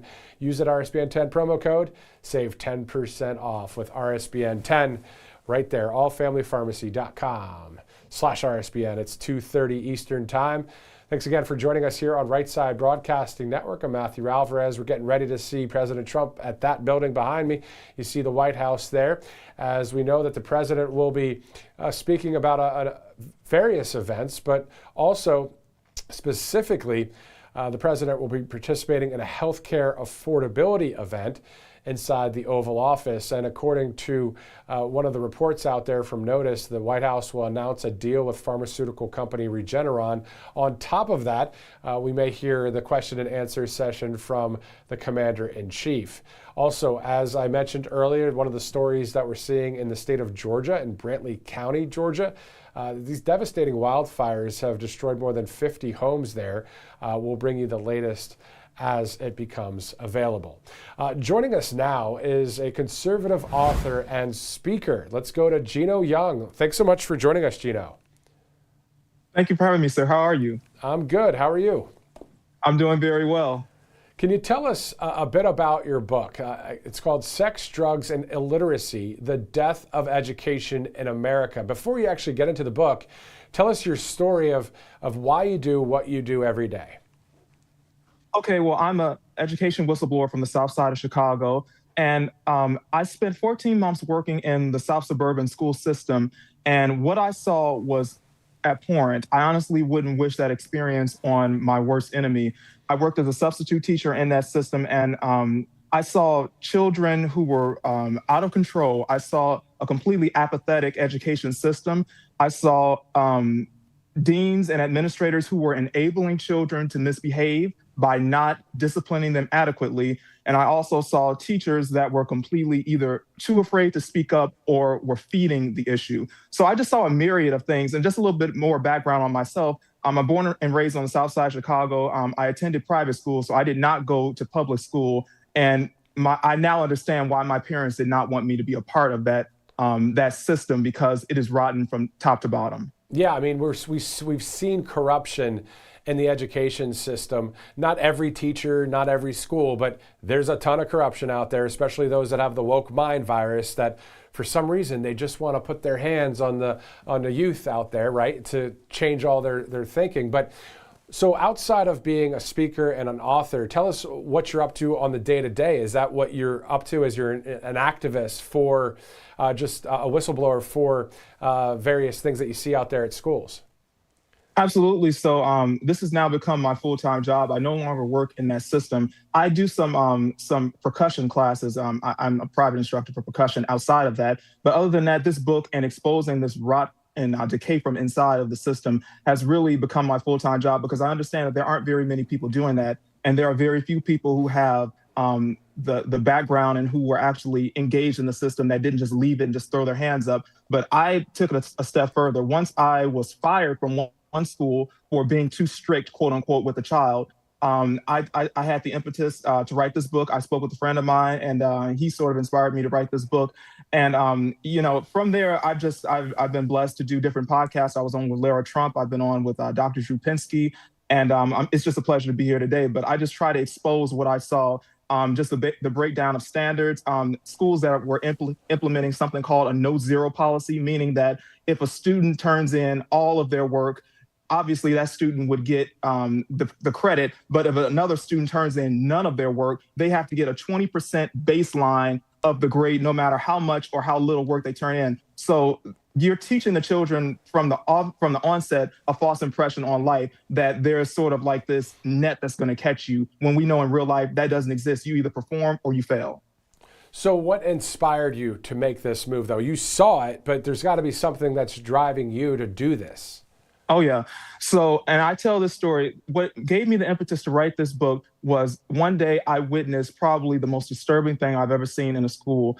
Two children decided that they were going to live stream a sex act in front of me over the internet during school hours with my face in the background. I saw a boy and a girl sitting a little bit too close for comfort. And at first I thought, wait, something's going on here. But I thought maybe I was just being hypersensitive, so I played it off. The next thing I know, the boy gets up from the girl's left-hand side, goes on over to her right-hand side, and I could see the motion of her hand. She was giving the boy a hand job in the middle of my classroom and live streaming it over the internet. I freaked out. I ran down to the discipline office. I wrote a report about it. And then they called me back maybe 25 minutes later and had me take a statement. And one of the deans in there, she had sort of like this Lucille Ball look on her face when I told her. And she went like, oh, well, we've never had anything like that happen here before. And I knew that she was lying, because the year prior, some students decided to shoot a sex tape in the basement of the school, and they attempted to airdrop it over the airwaves, but one of the administrators caught it before it could go out. And I had two police officers tell me about that who worked in the school. And this all happened at Hillcrest High School in Country Club Hills, Illinois, which is a part of the Bremen 228 school district, but they brushed it all under the rug. I wrote up my statement, took my report, and their idea of discipline was, number one, having that girl removed from the class so she was no longer a part of that classroom. And the boy, they just sent him home a half hour before the school day ended, they called his mother up there to pick him up. So there was no discipline across the board. The children that filmed the sex tape a year prior in the basement, they just took them, they didn't expel them, they just took them and placed them in ARC, which is a special program they have in the basement of the school run by a bunch of white liberals who just sort of coddle the kids all day and kind of use like this weird accent when they're talking to the kids, like Kamala Harris uses, or Hillary Clinton when she was in front of that black church and she sort of like took on this Southern drawl. They sort of act like that. They take on this persona to try to ingratiate themselves with the urban kids and try to, I guess, seem less corny or what have you. But it was just, it was disgusting what I saw. It was horrible. And I actually ended up receiving a death threat at that school. Just a little background on the school. 2 people have been murdered at that school on the school grounds in the last 2 or 3 years. One was a student after a football game. The other was a parent after a basketball game. So when I received a death threat from a girl, I took that seriously and I went across the street to the police department and I reported it. And shortly thereafter, I was told that I was no longer going to be at that school because they said that there was like an exchange of words between me and the girl. And they wanted to say that since I, defended myself verbally, that I could no longer be a part of the school. So they were upset about the fact that I was trying to institute discipline and order in an orderless system. And really, when I exposed that, they couldn't have that. And they ousted me, essentially. All right, so the book, Sex, Drugs, and Illiteracy, The Death of Education in America. So what I'm gathering, you're a former teacher who's now an activist. But what was, still, I want to drill down on this question because what is driving you to do this? Is this a thing of morality? Is this a thing of faith? Is this just a thing of your upbringing that you saw what's happening there and you're just letting people know? As you mentioned, you were on Melania Trump's show and others. So why continue to do that? Obviously, we like that you're doing this, but what was it for you outside of the stories? Was it your upbringing? What was it that got you to where you are today? It was all the above. I come from a very strong Christian background. My great-grandmother actually founded a church here in Chicago on the South Side, and she was a pastor there for over 30 years. So I come from a very strong moral, very strong background in that regard. And I wanted to just expose what's going on because I know we all hear about CRT, we all hear about 1619 Project, but you don't hear about what's going on in these schools as far as these kids performing sex acts. You don't hear about that. You don't hear about the fact that these schools are allowing these kids to decide on a given day if they want to identify as a, quote, transgender two-spirit vampire. There's a kid who I write about in the book who identified as that at the school that I worked at, and the school sort of ran with it. So I'm all about exposing what's going on and making sure that parents are aware and understand that they have to be proactive. No one's going to come riding in on a white horse to save your children. You as a parent, you are your child's last best hope. I understand that people can be afraid, that they can be intimidated, but you have to understand there's something called the PPRA, the Pupil Protection Rights Amendment, which says as a parent, you can go up to the school and demand to see curriculum. You can go up there with, take some strong men with you. There's always safety in numbers. Go up there and tell them, hey, I want to know what my child is learning on this X amount of days or something like that. So I'm all about inspiring parents to let them know that they have to be proactive, but I would like to see some form of federal resources or response rather to what's going on in these urban education systems. We know Nick Shirley has exposed all the fraud in Minneapolis. Well, Chicago, we're 6.3 times larger than Minneapolis. So I can tell you the fraud here as far as the education system is rampant. I saw them placing children into AP classes that didn't belong there. I saw them placing children into special needs IEP classes that didn't belong there. And they were doing this to run up their numbers and to get more funding from the government. So there's a myriad of fraud there. And I had teachers that were tenured teachers tell me that this was going on. And we know that they're taking children from the inner city of Chicago and taking them and busing them out to the suburban schools. So there are all types of different things going on. Just 2 weeks ago at my mother's school, she works in Thornridge High School in Dalton, Illinois, a child about 3 weeks ago brought a loaded gun to the school. And luckily, one of the children spotted it and called it out before he could do God knows what with it. So they called the police, had the kid expelled and removed, and I believe he's probably in jail today. But just little things like that are going on in these schools that get no media attention, that get no coverage, and it's all being brushed under the rug. And I said, you know what? if this is my calling, let me be the one. We all know the scripture, here I am, Lord, send me to do this. Send me to write my name down and put this book out and let people know so that we all may be made aware of what's happening in these schools. Amen. Doing the job of the Chicago local media stations there in just one voice. And there's, I'm sure, a few others out there. This is why we wanted to bring you on this broadcast. And I know you've been on with Lara Trump and others as well. Gino Young, thank you again for joining us. What's the website that people can purchase your book or at least look up everything? So you can find it www.ginoyoung.net. That's GENOYOUNG.net. Or you can go right on to Amazon, just type in my name, Gino Young book, and it comes right up. There are only about 13 copies left on Amazon, so it may sell out again for the third time. So if it does sell out, just go on over to my website. You can order it directly from my publisher, and we'll get it right out to you. All right, let's get those 13 purchased right now. Great stuff. Thank you, Gino, for what you're doing for the country. Thank you, and God bless you. God bless you, sir. Well, that's someone that will not be on mainstream media, and that's okay. There's conservative media now where we bring people on that are speaking truth into darkness or light into darkness or truth into the lies that are happening out there.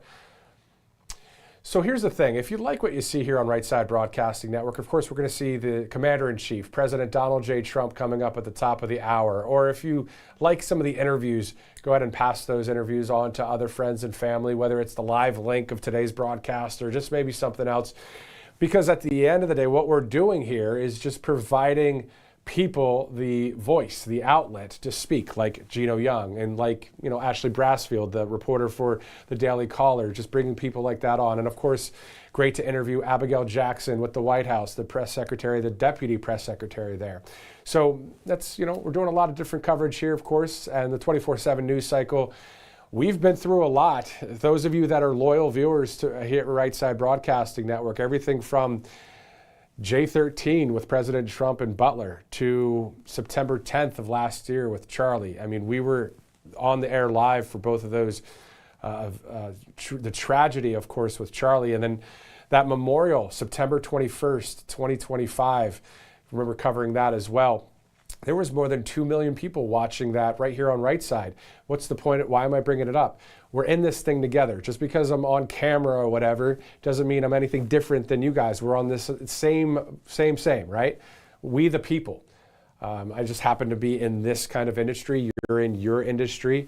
And let's work together on this for freedom, for God, for family, and for this country. And it's great to have people like Gino join us here live on Right Side.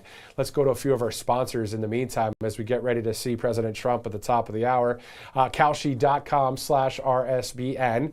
There are a ton of political trends out there that people are putting money on the line, whether they're betting, trading, or checking out polls.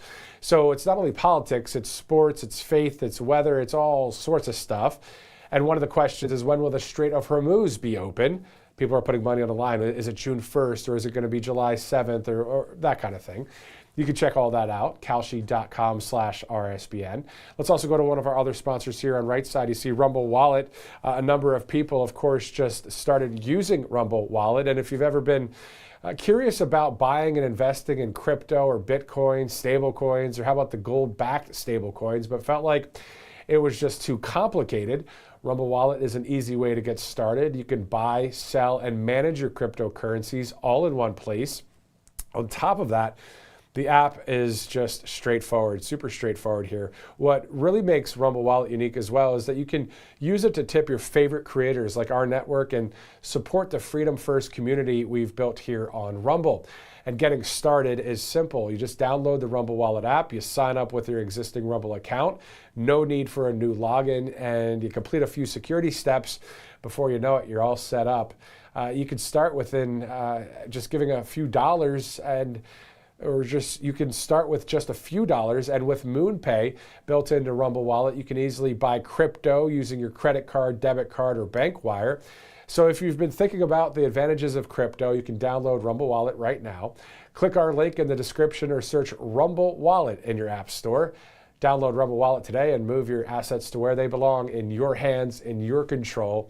Rumble Wallet is a technology provider only and not a custodial service. You can see terms at wallet.rumble.com as it's 2:46 Eastern Time, Thursday, April 23rd. At the top of the hour, again, President Trump to participate in a health care affordability event inside the Oval Office. Most likely we'll hear from the president as well after that event when it comes to questions and answers from the press there in the Oval Office. Again, as we've been talking about a couple times now, Brantley County, Georgia, southern Georgia, I believe, devastating wildfires have wiped out anywhere from 47 to 50 homes there. No reports of any deaths. Thank God for that. We'll keep our eye out with that story. And coming up in just a little bit, we'll have some more right here on Right Side Broadcasting Network, including we're going to return to Auburn, Alabama. For those of you that just joined us, the Blue Angels made an appearance right here in Auburn. We'll be right back here on Right Side. Welcome to Right Side Broadcasting Network, your trusted conservative news outlet. At RSBN, we deliver the truth when the mainstream media falls short. Since 2015, we've proudly broadcasted every single one of President Trump's iconic MAGA rallies, bringing you the excitement and energy live before anyone else. By watching RSBN, you get an unfiltered front row view of the action on the ground. We interview the crowds to give a voice to millions of Americans just like you. We show you President Trump's speeches in their entirety, free from interruptions and censorship. We cover the stories that matter to you with the integrity and passion you deserve. Thank you for choosing RSBN as your home for America First News. Together, we stand strong, united, and informed. So join us and be part of the right side of history.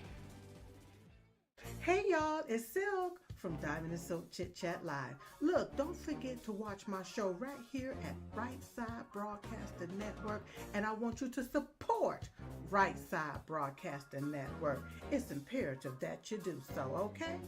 Bye-bye.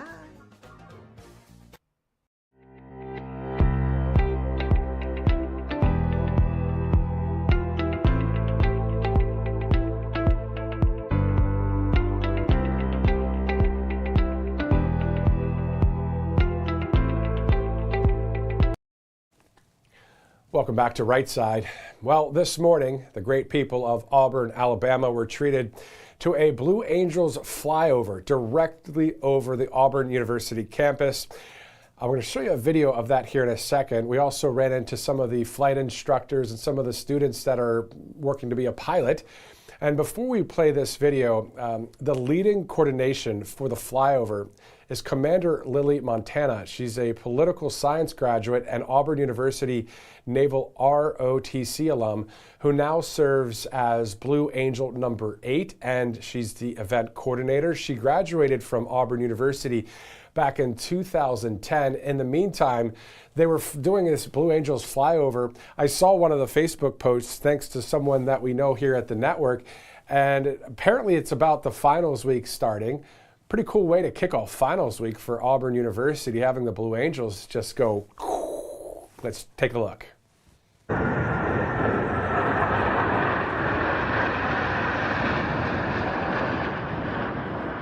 Oh, it's super cool. The fact that someone can just graduate from Auburn University, go through the rigorous flight training the military provides, and then end up as a Blue Angel flying over the city is really, really cool and a full circle moment, I bet, for her. And it was pretty cool seeing all the aviator sunglasses standing behind there, or people wearing those aviators. Those are some of the students that are pilots in Auburn. So very cool stuff. And my family and I, we like, aviation and all that. My 1.5-year-old daughter likes to point up to the Cessnas that fly overhead, and sometimes it's a corporate jet. Well, today we brought her there and she saw the Blue Angels. We had to cup her ears, of course. It wasn't too loud. I thought it would be a little bit louder. Pretty cool stuff, though. Always cool to see the Blue Angels do a flyover like that. If you'd like to watch that video again or see some photos, you can check them out at Matthew Alvarez on Truth Social or at Matthew US Media on X. Speaking of the United States Navy, of course, the Blue Angels, part of the Navy, President Trump had this to say earlier on Truth Social, saying, "I have ordered the United States Navy to shoot and kill any boat or small boats, though they may be. Their naval ships are all 159 of them at the bottom of the sea. That is putting mines in the waters of the Strait of Hormuz. There is to be no hesitation Additionally, our minesweepers are clearing the strait right now. He says, I am hereby ordering that activity to continue, but at a tripled up level. Thank you for your attention to this matter, President Donald J. Trump. All right, let's go to border czar Tom Homan. He recently spoke at a tvOS event. Let's go to clip number 5. Law isn't just for, security and slowing illegal immigration. Walls save lives. And let me explain that. The most vulnerable people that come across that border are women and children. They can't get over that wall, which means they go to a place where there's not a wall. And what's waiting on them? Men and women of the Border Patrol is going to take care of those humanitarian needs right away. The men and women of the Border Patrol, men and women of ICE, I love them. They're the finest young men and women this country has because they put themselves in harm's way today.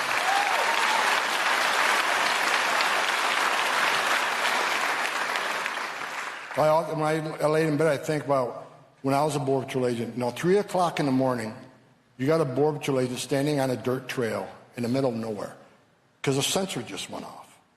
Okay, is that just a little illegal alien looking for a better life? Or is it a heavily armed drug smuggler?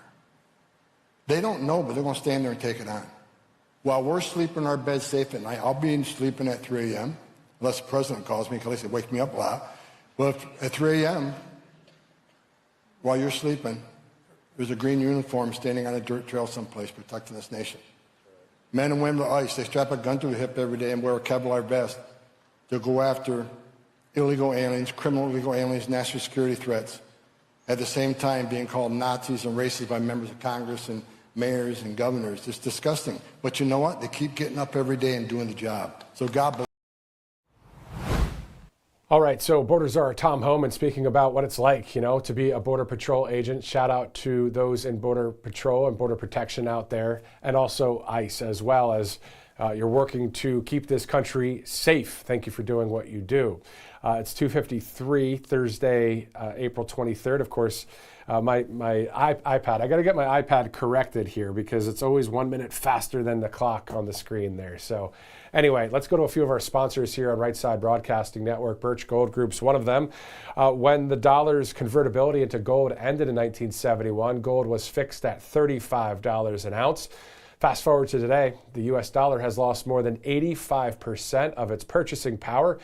Gold, on the other hand, has increased in value by more than 12,000%. That's why central banks are buying gold at record levels. Here at RSBN, we encourage you to consider diversifying your savings with physical gold from Birch Gold Group. But it really starts with education. Now, Birch Gold just announced their Learn and Earn Precious Metals event. This free online event rewards you for learning the basics of investing in precious metals. Sign in, and if you sign up, you get free silver on your next purchase. So you get even larger incentives as you go. The more you learn, the more you can earn, but you must act now, as this special event only runs through April 30th, so we have about 7 days until then. And the dollar lost its anchor in 1971. You don't have to lose yours. Text the word Trump to that number you see on your screen there, 989898. And you could join Birch Gold's Learn and Earn Precious Metals event by April 30th. Text Trump to 989898 today. All right, once again, it is 2:53. Thanks again for joining us here on Right Side Broadcasting Network. We're going to go to the First Lady of the United States of America. She delivered a message to inspire community impact at the 113th Annual First Ladies Luncheon that happened earlier today. Here is one of the clips. America's children are our moral equals. As parents and leaders, it is our ethical obligation to ensure our kids develop emotionally and physically within a safe environment. Last week, I shared this declaration with members of the prestigious Ways and Means Committee on Capitol Hill. We convened to advance landmark legislation to protect the foster care community. This follows the Fostering the Future executive order signed last November. I remain impressed by our representatives' bipartisan commitment, and I'm confident this will soon become the law of the land. When passed, this will mark the second piece of legislation I have championed for the protection of America's next generation.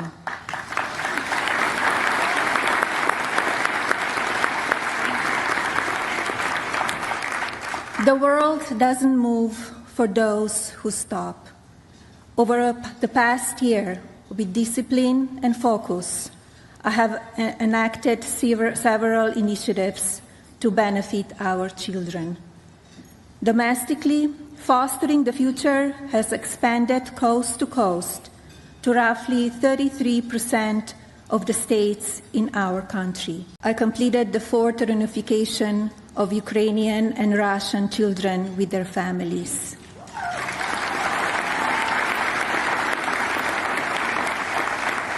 As you can imagine, this is not an easy feat, but I applaud leadership from both nations in working with my representative and me to bring love and safety back to each individual who has been displaced as a result of this horrible war.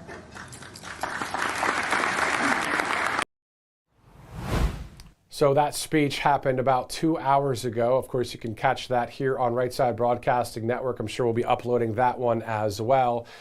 Speaking of the Trumps, President Trump on Truth Social moments ago saying, quote, "For those people fewer in number now than ever before that are reading the failing New York Times or watching fake news CNN that think that I am, quote unquote, anxious to end the war, if you would even call it that," the president says, "with Iran, please be advised that I am possibly the least pressured person ever to be in this position. I have all the time in the world," he says, "but Iran doesn't. The clock is ticking." The president says the reason some of the media is doing so poorly with subscribers and viewers is because they no longer have credibility. Iran's navy is lying at the bottom of the sea. Their air force is demolished. Their anti-aircraft and radar weaponry is gone. Their leaders are no longer with us. The blockade is airtight and strong, and from there it only gets worse. Time is not on their side. A deal will only be made when it's appropriate and good for the United States of America, our allies, and in fact, the rest of the world. President Donald J. Trump. Speaking of the rest of the world, President Trump to travel to China on May 14th and the 15th. As of now, that trip is still on. We haven't heard anything else. We know that was a delayed trip. He was supposed to go to China about a month ago. But of course, with the Operation Epic Fury ongoing, we'll see if that trip is still happening. I haven't seen any reports that it's not. So that's happening in May. Of course, then if you fast forward to June 14th, we know, many of us do, that on the other side of the White House there, on the South Lawn, there will be a UFC fight on June 14th there. And then on top of that, we know that that is Flag Day in the United States of America. It's also falling on President Trump's birthday. And on top of that, that was when my wife and I got married. It was a June 14th of 2023. So a lot going on June 14th. Then if we go to July 4th, of course, the 250th anniversary of our great country, the United States of America. So a lot being done to celebrate America 250, Freedom 250, the Freedom Plane, the Freedom Truck. These are all these things going on, and a number of events that you guys can check out if you'd like with America 250 and Freedom 250. On top of that, before the November 3rd midterm election, there will be sometime, my guess at this point is that this midterm national convention, you know, the RNC conventions that we usually have during a presidential cycle, well, this time there's going to be a midterm RNC national convention. I'm thinking at this point, now that we see that the president will be traveling to China in May, we'll have the event in mid-June for the White House there with UFC. Then you have July 4th, of course. Sometime in July, August, September, I'm thinking July or August, that there will be this midterm RNC National Convention as we get ready to gear up for the midterm elections in November. That's a guess. I might be right. We'll see. But that's happening sometime from now until before November 3rd. And I know I keep talking about the Save America Act. It would be so great to see that we would have only citizens of this country voting in our elections. It's a duh thing, right? It's almost ridiculous to even have to say that. So voter ID, proof of citizenship, and also the no mail-in ballots except for medical and military and a few other instances, no men and women's sports as part of the Save America Act, and stopping the mutilization of our children. So there's 5 things in the Save America Act. This is something that would be great to see passed, but unfortunately, as I see it now, I personally don't think it will pass. I'm just going to be straight up about it. I don't think it's going to pass. It's horrible. I don't like saying that, but really the only way around it is ending the filibuster. Then you'd only need 51 simple majority votes to pass it, and then President Trump would sign it into law. The problem is we don't have 51 Republicans that are saying, let's do that. We only have a few. I'm not sure what the number is, to be honest. I'm not in D.C. every day or anything. I do monitor the news. But from looking here in Auburn, I can tell that this is not looking good, the Save America Act. No, prove me wrong. I would like to be wrong about that one. Sheesh. Anyway, looking forward to seeing the president here at the White House any minute from now. And of course, we'll have this affordability event, healthcare affordability event, and we may hear from the press there, the Q&A back and forth. Director, I believe we may have a sponsor. All right, let's go to covepier.com/RSBN as we stand by for 1600 Pennsylvania Avenue. You've heard us talk about Cove Pier before a few times here on the network. And if the water scares in Flint, Michigan and East Palestine, Ohio weren't enough to get you to make the switch, well, this might, because more than 176 million Americans are drinking tap water with PFAs in it. They're man-made chemicals used in those food packaging, nonstick cookware, firefighting foam. Scientists call them forever chemicals because once they're in your body, they stay there. They don't break down, and then they're linked to hormone disruption, immune damage, and then even increased cancer risk. But here's the part that should make you and yours upset, because the EPA has actually set legal limits for these PFAs in drinking water back in 2024, but water systems have until 2031 to comply. So that's 5 whole years from now. Until that deadline arrives, a utility can be operating above the legal limit right now and isn't required to notify you. You're just drinking that tap water, along with that great aftertaste that you get with tap water. That's why every single household needs Cove Pier. The government knows these chemicals are harmful enough to regulate. They're just not making anyone act on it quite yet, which means if you want clean, healthy water, you're going to have to do it yourself. Cove Pier was engineered exactly for this. Unlike the normal pitcher filters that you see at the store out there, Cove Pier has this clear wave reverse osmosis technology. It's actually certified to remove up to 99.9% of contaminants. So it's those PFAs and the heavy metals, fluoride, pharmaceuticals, filtering particles hundreds of thousands of times smaller than a single human hair. And the best part about Cove Pier is they make it so easy. It sits right on your countertop. You don't have to drill any holes or call someone in to install it. You just plug it in, and you can even get whatever temperature water you want, hot, cold, or warm, with a tap of a button. You don't have to wait till 2031. You can take control of your water quality right now. Head to covepier.com/RSBN.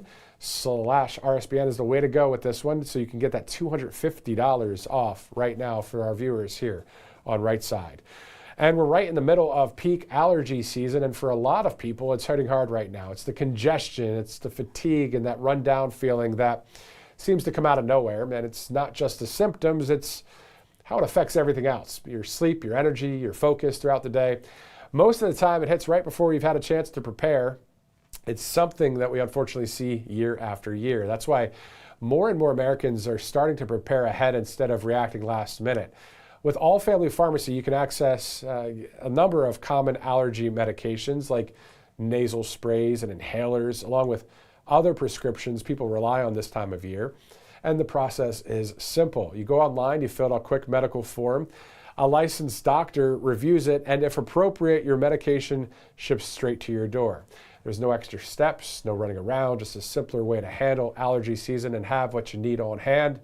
You visit allfamilypharmacy.com/RSBN, and then you can just type in RSBN10 at checkout. You get that 10% off. Great sponsors here on Right Side Broadcasting Network. It is 3:04 Eastern. You see right there, we're about to go to the White House for this event that is specifically all about a healthcare Affordability event. That'll be inside the Oval Office. And according to some of the reporting out there by Notus, N-O-T-U-S, the White House is to announce a deal with pharmaceutical company Regeneron. So that is going to be what we're going to hear about.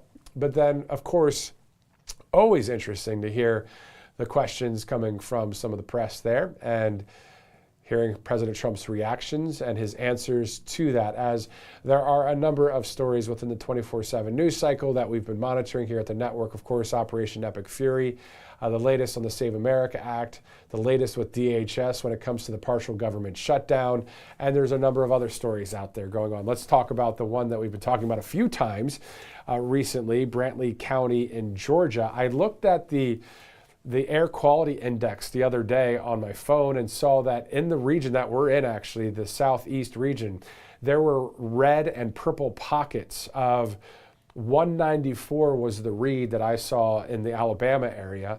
So that's those dry conditions and just a lot of problems when it comes to that. That may be, of course, what led to the situation that we're seeing in Brantley County, Georgia, where 47 to 50 homes have been destroyed or at least damaged because of these wildfires. And I want to specifically look up and see if there's any more of this going on right now. Yeah, right now the air quality is back to moderate, 79. The air quality index is 79 here in the southeast. But the other day it was 194.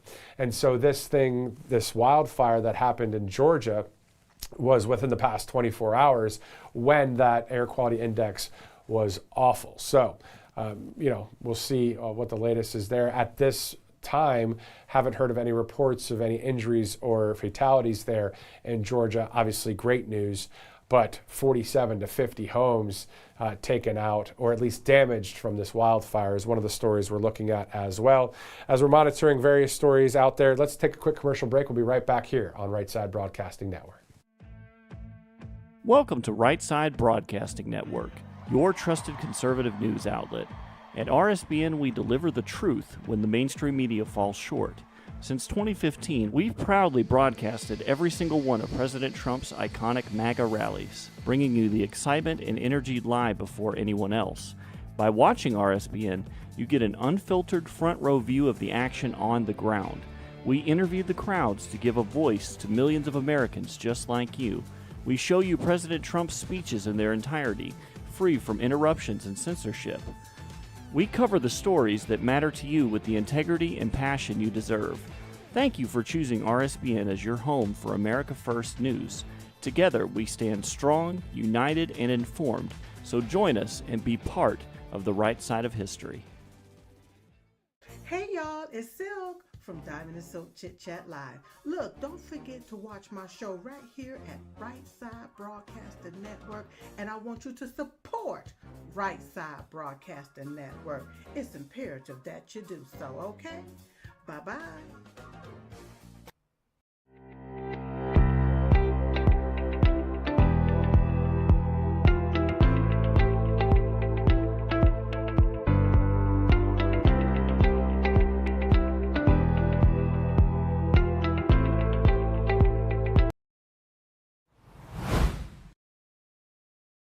Network. Thanks so much for joining us as we stand by for President Trump with this event, specifically a healthcare affordability event, and then we'll hear the questions and answers right after that. In the meantime, happening right now, the governor of Louisiana, Jeff Landry, says, quote, "I am aware of the active shooter scene at the Mall of Louisiana. I am in coordination with law enforcement and we will update as we know more. Please avoid the area. Sharon and I are praying for those affected and are grateful for a quick response by our law enforcement officials." This is something that is actively happening right this second in Louisiana. An active shooter has been reported at the Mall of Louisiana in Baton Rouge. Of course, that's home to LSU as well. And I think it was at Lafayette, or there was another city in Louisiana where someone went and killed, I don't know, it was 14 people the other day. Specifically, I can look up that story if you'd like, or if you want to look it up as well. I'm just going on the fly here because I'm seeing this Louisiana situation right now. Awful to report that information happening there in Louisiana. So we'll keep our eye on that. And of course in Georgia. And if you missed it the other day, shifting all the way out to California, Steve Hilton, of course, is Trump endorsed. He's running for governor there. So is Riverside County Sheriff Chad Bianco. Caught up with both of the candidates recently. So if you'd like to check out those interviews, you can check it out on Rumble, on YouTube, on X, as we continue to, just cover a lot of the news that's happening throughout this country. And a shout out to those that are watching just in the Mountain Time Zone, Central Time Zone, of course, everywhere from the east to the west. And anywhere else outside of this country. I know we have a few viewers from outside of the nation. Always great to have you here with us on Right Side Broadcasting Network, whether you're watching live or on replay. And always share this link with your friends and family as we continue to cover the news that's happening out there. Obviously from a conservative viewpoint, but really a viewpoint that is common sense. If you love God, family, and country, you came to the right place, right here on Right Side Broadcasting Network. And within conservative media as a whole, we see a lot of great different things happening that are out there. That's why the White House has that new media seat, or the new media that we have out there. So it's great to be a part of it. I used to work in the mainstream media as a local reporter and an anchor, and thank God for RSBN, thank God for conservative media, thank God for the right side of history. And I'm glad to be able to speak about these things openly and freely, because the mainstream media, they don't like it when you talk about Jesus, or you talk about freedom, or you talk about President Trump or the Constitution, right? Have freedom of speech, nothing wrong with it. It's great to have it here in the United States of America. Hearing that we're a few seconds away from the event there at the White House. Again, this is the president right there. Let's go to him live.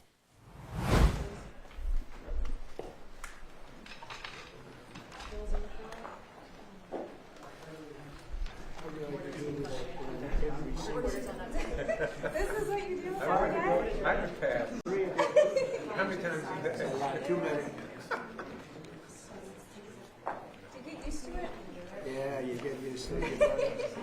You have to be careful.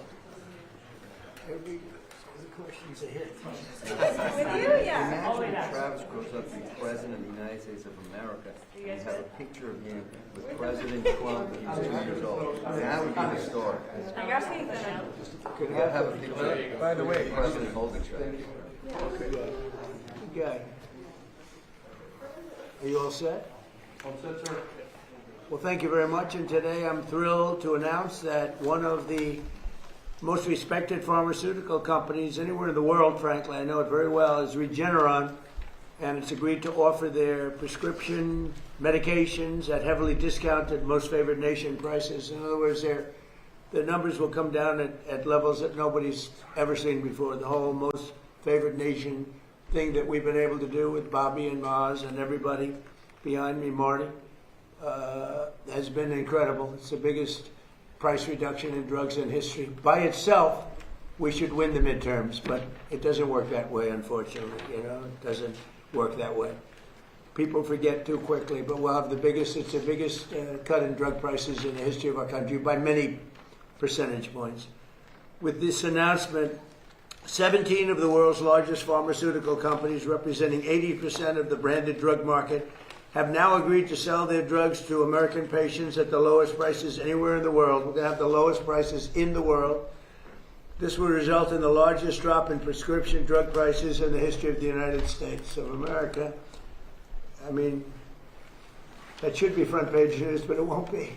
It'll be back on page 19, but the people get it. That's why we're in the Oval Office, I guess.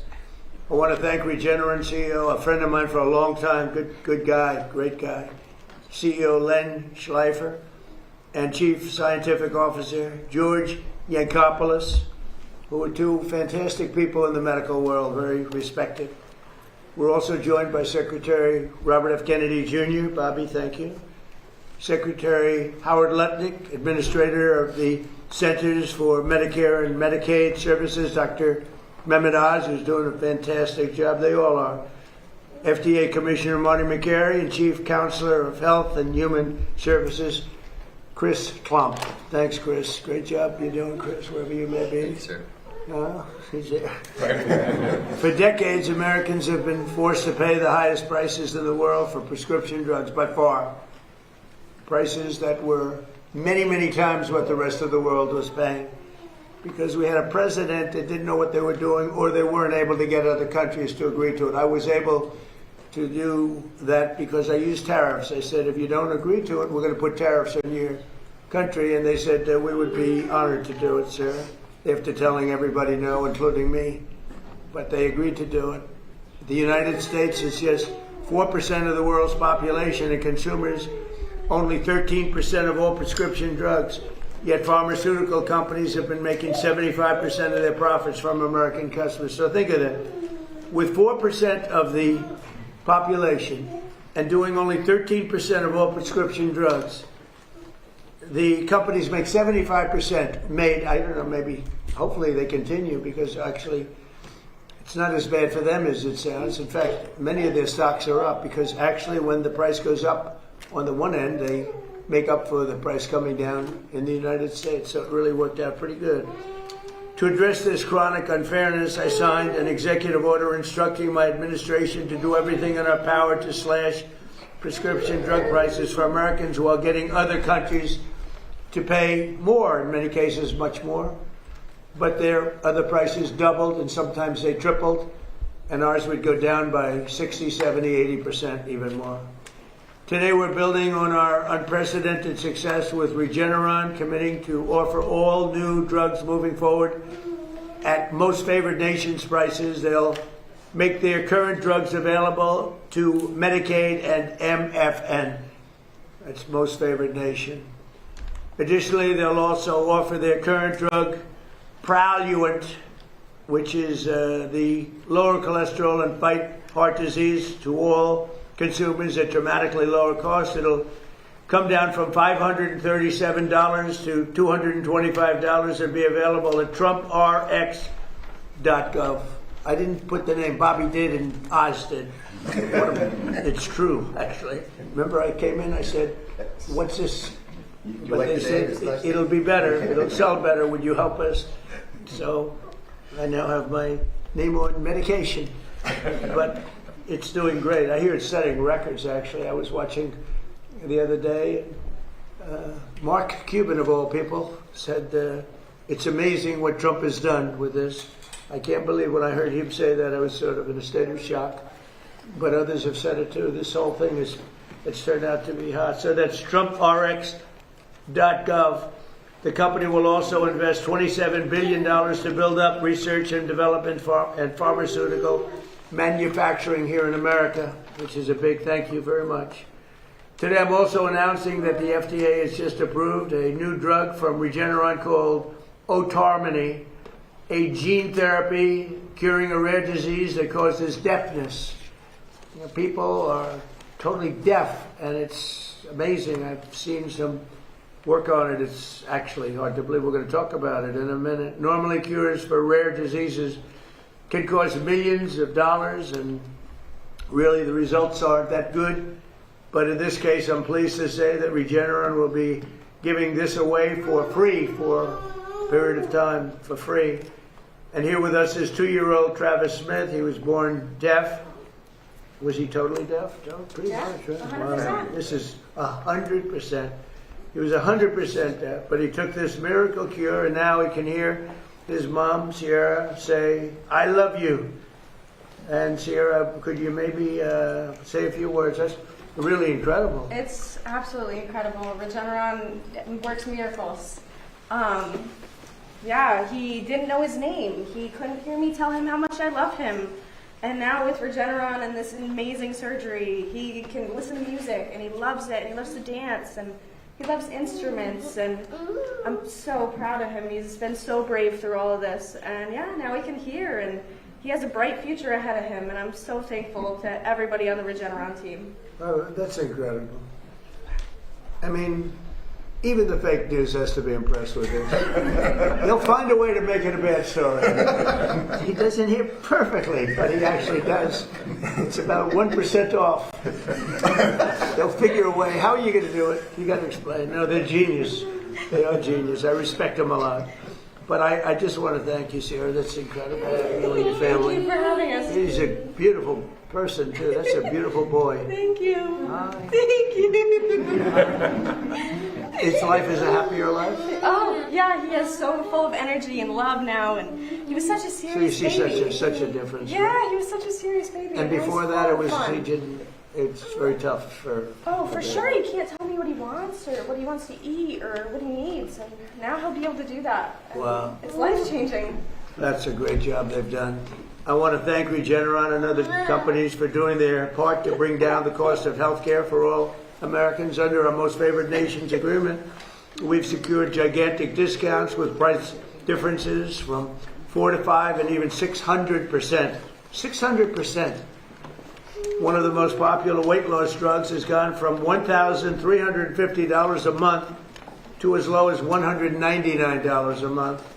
So that's a price that's incredible. So it used to sell in London for $87, and they raised it to $199, which is a big raise if you know, from $87 to $199. But that's been going on. Our country's been being ripped off for 30 years. How long would you say, Doug? Like 30, 40 years. For years with drugs and drug prices. So they're going up. We're going way down. And because the world is a bigger place than we are, believe it or not, it's hard to believe that, but they are, that we go down much more than they go up. So they don't go up as much as people would have thought. So they're going from, they're going to $199, and we're going down all the way down. Think of that. We're going down from $1,350 a month to $199. That's, nobody would believe it. And this is true with all. I mean, this is the weight loss drug. But this is true with all drugs. Sometimes even more of a difference than that, sometimes a little bit less, but sometimes substantially more than even that difference, and you see what that is. So we cut the per cycle cost of IVF drugs by thousands of dollars, and we reduced the price of the major COPD medication from $458 to $50. What? That must be a typo. Is that a typo? From $458 to $50. If your boy was here, he'd go, wow. He left, he got bored. I think he got bored. He wants to go into bigger and better things, but there's nothing bigger or better than this. They'll all be available right now at trumprx.gov. So it's, that's why it's doing well. It's not doing well for other reasons. It's doing well. Think of that. That's some discount. But we have others. And these are all top companies and top medications. And I think in the end, we're going to have every company involved. We're almost there right now, but we're going to have every company involved. Trump RX has already received more than 15 million visitors, and every American should log on to check for massive discounts before they go to the pharmacy. It's setting a record. Nobody's ever seen anything like this. I've actually had many companies, I shouldn't tell you this, Bobby, but there have been many companies say, so would like to buy from you if you could. What? TrumpRx.com. I said, it's not for sale. It's not me. It's the government. The government owns it. I don't own it. But they're all impressed. These pharmaceutical companies, they said they've never seen anything like this. So it's fantastic. Now, I'd like to ask Secretary Kennedy to say a few words, and then we'll have Dr. Oz, the team at Regeneron, and Sierra. And Sierra, I'm so happy for you. And Chris Plump has been unbelievable, a real star. You don't know his name as much as some of the others, but he's a real star of the group. So, Bobby, please. Thank you. Thank you, Mr. President. I was reminded when the President was speaking of a conversation that I had yesterday with one of the Democratic senators who was questioning me during a hearing, and she was ridiculing President Trump for his math, and she was saying, it's mathematically impossible to have a drug drop by 600% cost, which he had claimed. And I said, well, if the drug was $100 and it raised the price to $600, that would be a 600% rise. Well, if it drops from 600 to 100, that's a 600% savings. And the president used that mathematical device to illustrate the magnitude of the theft that has been happening against our country and our people. As he said, we have 4.2% of the world's population. We take 13% of the pharmaceutical drug. we spend 80% of the biotechnology research in our country, and we provide 75% of the profits to the pharmaceutical industry. This is a ripoff that has irked him for 20 years. During his first term, he held the line on drug prices for the first time in history. He came back on this term and he said, we're going to lower them this time, no matter what. There's people in this room who are part of the White House staff who said we can't do that. Oz and I said we probably can't do that, but he harassed us. We were beleaguered. It was like Fort Apache. Dr. Oz would not answer his phone because he was calling all night long with the president on the line saying, get this done. And we brought in this amazing superstar, Chris Klomp, and he negotiated these agreements that people said were impossible. I want to thank him for his leadership, Chris, and I want to thank George and Lynn, who are the co-founders of this company of Regeneron. Their generosity, their idealism, their love of this country, and their compassion for these children who are injured. Thank you. Thank you, Bobby. Amazing. It is amazing. And you're right, I took a lot of heat to say 500, 600. But we also say sometimes 50%, 60%, different kind of calculation. 70, 80, and 90%. And people understand that better. But there are two ways of calculating it. But either way, it doesn't make any difference. Whether it's 60, 70, or 80%, nobody's ever heard of it. But it's also 500, 600, 700, depending on the way you want to look at it. So the way you word the calculation. It's either one. But Bobby, you're doing a fantastic job. We wanted somebody out of the box, and we got him, right? I would say we got him. And Bobby, he's a great guy, actually. So, Oz, how about saying a few words, please? So this has been an unprecedented process. The president insisted we deal with one critical number you should all remember, which is that 1 in 3 Americans, when they go to the drugstore, after they've seen a doctor, will often leave empty-handed because they cannot afford the medications they're picking up. So affordability was the main word the president would use in many of those phone calls. He wanted it to be done fairly. We created a partnership with the pharmaceutical industry that was remarkable in that it pushed 17 massive companies into the fold to try to do deals, again, unprecedented, that would allow us to claim that they were giving the most favored nation pricing to this country, to the American people. The president would not take no for an answer. We got 16 companies in, but not the 17th. How many times do you think we spoke about the 17th company? Too much. 17. He said 17. He wanted to be 17. Whatever math you want to make, 16 is not 17. There's a reason that the 17th company was delayed. It's why they're here today. It's that beautiful young boy you saw earlier. When you can save a child's hearing, and Mr. President, we talked about a lot of numbers. Secretary Kennedy quoted 100%, 600%. It's hard to beat free.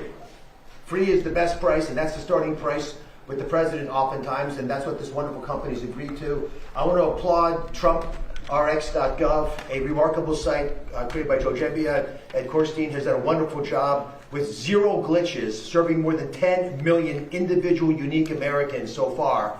And Mr. President, it's the fastest website I've ever seen. People love it because it works well. There's all kinds of additional elements being added to it, which we'll be talking about. But this website, as the president said, must be checked if you're going to buy a medication to make sure your price is the right price. It's a transparency site that is more rigorous than anything that I have seen. And Mr. President, your name is attached to it. And of course, that brings a tremendous amount of attention to it. We wanted it to be perfect. And the team who did that has accomplished that exactly. I want to applaud Chris, because you cannot thank him enough, but it was also John Brooks, Inma Hernandez. I see Beth back there, Theo, Ruchel, a bunch of people who've done a tremendous amount of work. And what I keep hearing from the pharmaceutical industry, maybe my colleagues can address it in your comments, they never expected to have a counterparty as qualified in the federal government. If you're thinking of serving your nation, this is the right time to do it. This is the right administration to serve him because the president makes it easy to do the right thing.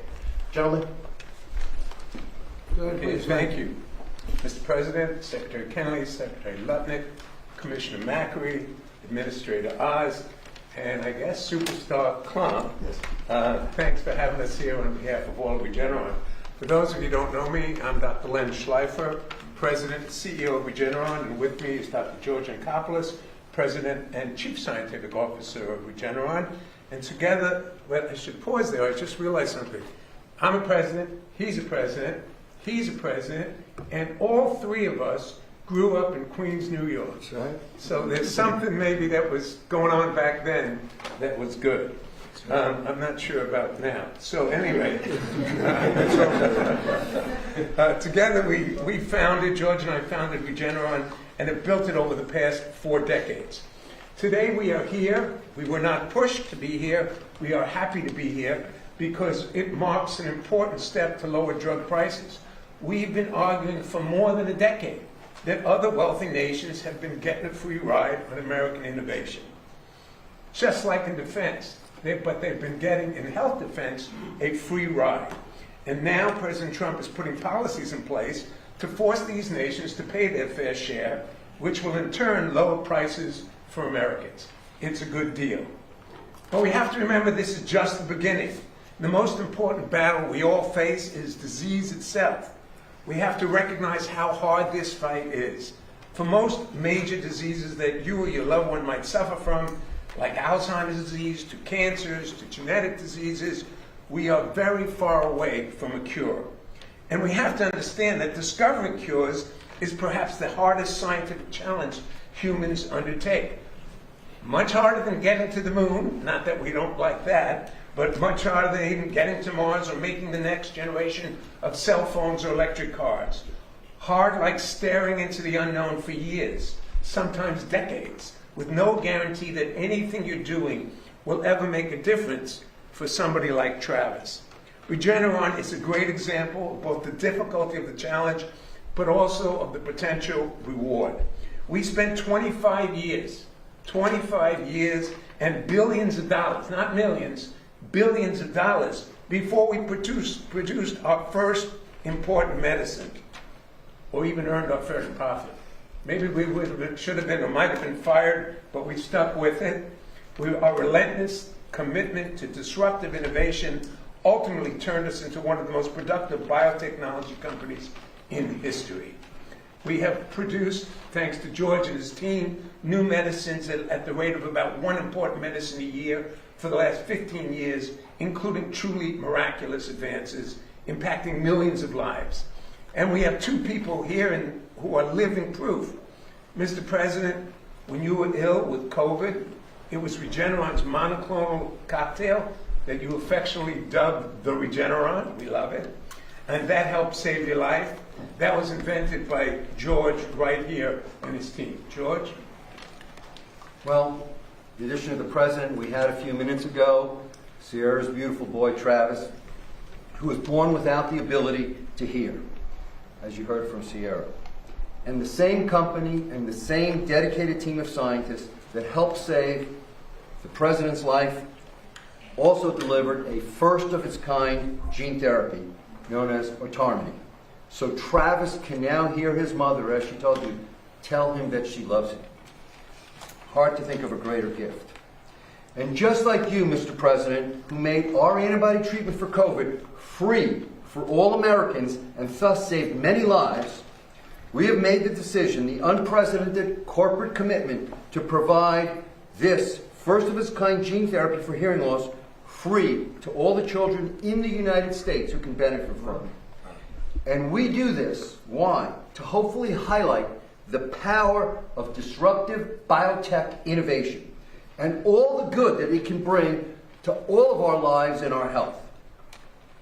But we have to remember, despite the miraculous advances like autonomy and like the regenerate COVID treatment, we also have to highlight how far we have yet to go to address the many diseases that lack effective treatments. And the cures will not be coming unless we not only celebrate the advances of the biopharma industry to date, but we all work together, private sector, together with the government, to not only maintain America's position as world leaders in biotech innovation, but to actually bump up innovation and become even more disruptive. Especially in a world where China is increasing investment and heavily subsidizing its biotech industry and reducing regulatory hurdles so as to try to displace America's leading position. President Trump's efforts to make drugs more affordable, as well as new FDA programs, such as the Commissioner's Voucher Program, that bring safe and effective new medicines like autonomy to patients more quickly. These are important steps. One additional important way that I've been talking to the administration about to maintain our leading position in the world is to create catalysts and accelerants for our industry and for the healthcare system, such as developing a national healthcare database linked to molecular data, including human sequence data, where Regeneron once again is a world leader. Without such big data sets, powerful new technologies such as AI, despite its potential, will not be as useful as it could be in the quest to develop new medicines and improve healthcare. The biopharma industry of America has and will continue to deliver miraculous breakthrough. You, Mr. President, and young Travis are living testaments of that. But many more lives need to be helped and saved. We need to attain a new level of disruptive innovation. We have to all work together to meet this challenge. Why? Because lives are at stake. Let me briefly say something. I'm married to a lawyer, my son is a lawyer, but I'm going to talk about the Constitution, and I'm not an expert. But I know our Constitution lays out a vision on how America would out-innovate, out-produce, out-thrive every other nation on earth. And in it, you will find a description of a system built on incentive and reward. A system that says, take the risk, do the work, and you will share in what you create. That is why they enshrine patent protection directly in the Constitution, not as an afterthought, but as a founding principle. As Abraham Lincoln said, another great president, patents add the fuel of interest to the fire of genius. We must keep that fire burning. What we did here today will do that. Little Travis can now hear for the first time, and his potential is endless. Let's make sure he grows up in a country that never stops reaching for the next miracle. Thank you, Mr. That's great. Thank you, Lynn. It's great to be with you again. Chris, could you say a few words, please? Thanks, Mr. President. It's not lost on me that this year is America 250, and it's powerful, I think, to pause and remember that 250 years ago, a revolutionary free republic was born, and with it, the greatest innovation engine in the history of humanity. And we stand here today, 250 years later, getting to witness yet another groundbreaking innovation that doesn't just treat but cures deafness in children. And because of this president and his policies around most favored nation, will enable families who are struggling and suffering with this affliction to have access to that groundbreaking therapy for free.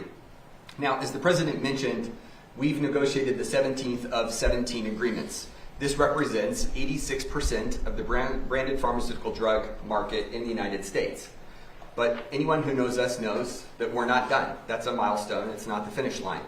And so we have three core objectives that are next up. Number one, and this is already underway, we are negotiating with the many hundreds of biotechnology and pharmaceutical companies representing that other 14% that are building the cures for tomorrow. To all those who are listening, I hope that we have proven that we are credible and reliable and trustworthy partners. We want to sit with you. We will listen to you. We will take the time to understand your businesses, not only as we negotiate on behalf of every American family for affordability, but also to ensure that you're best positioned to create the cures for tomorrow. Second, we continue our work on negotiating international trade agreements.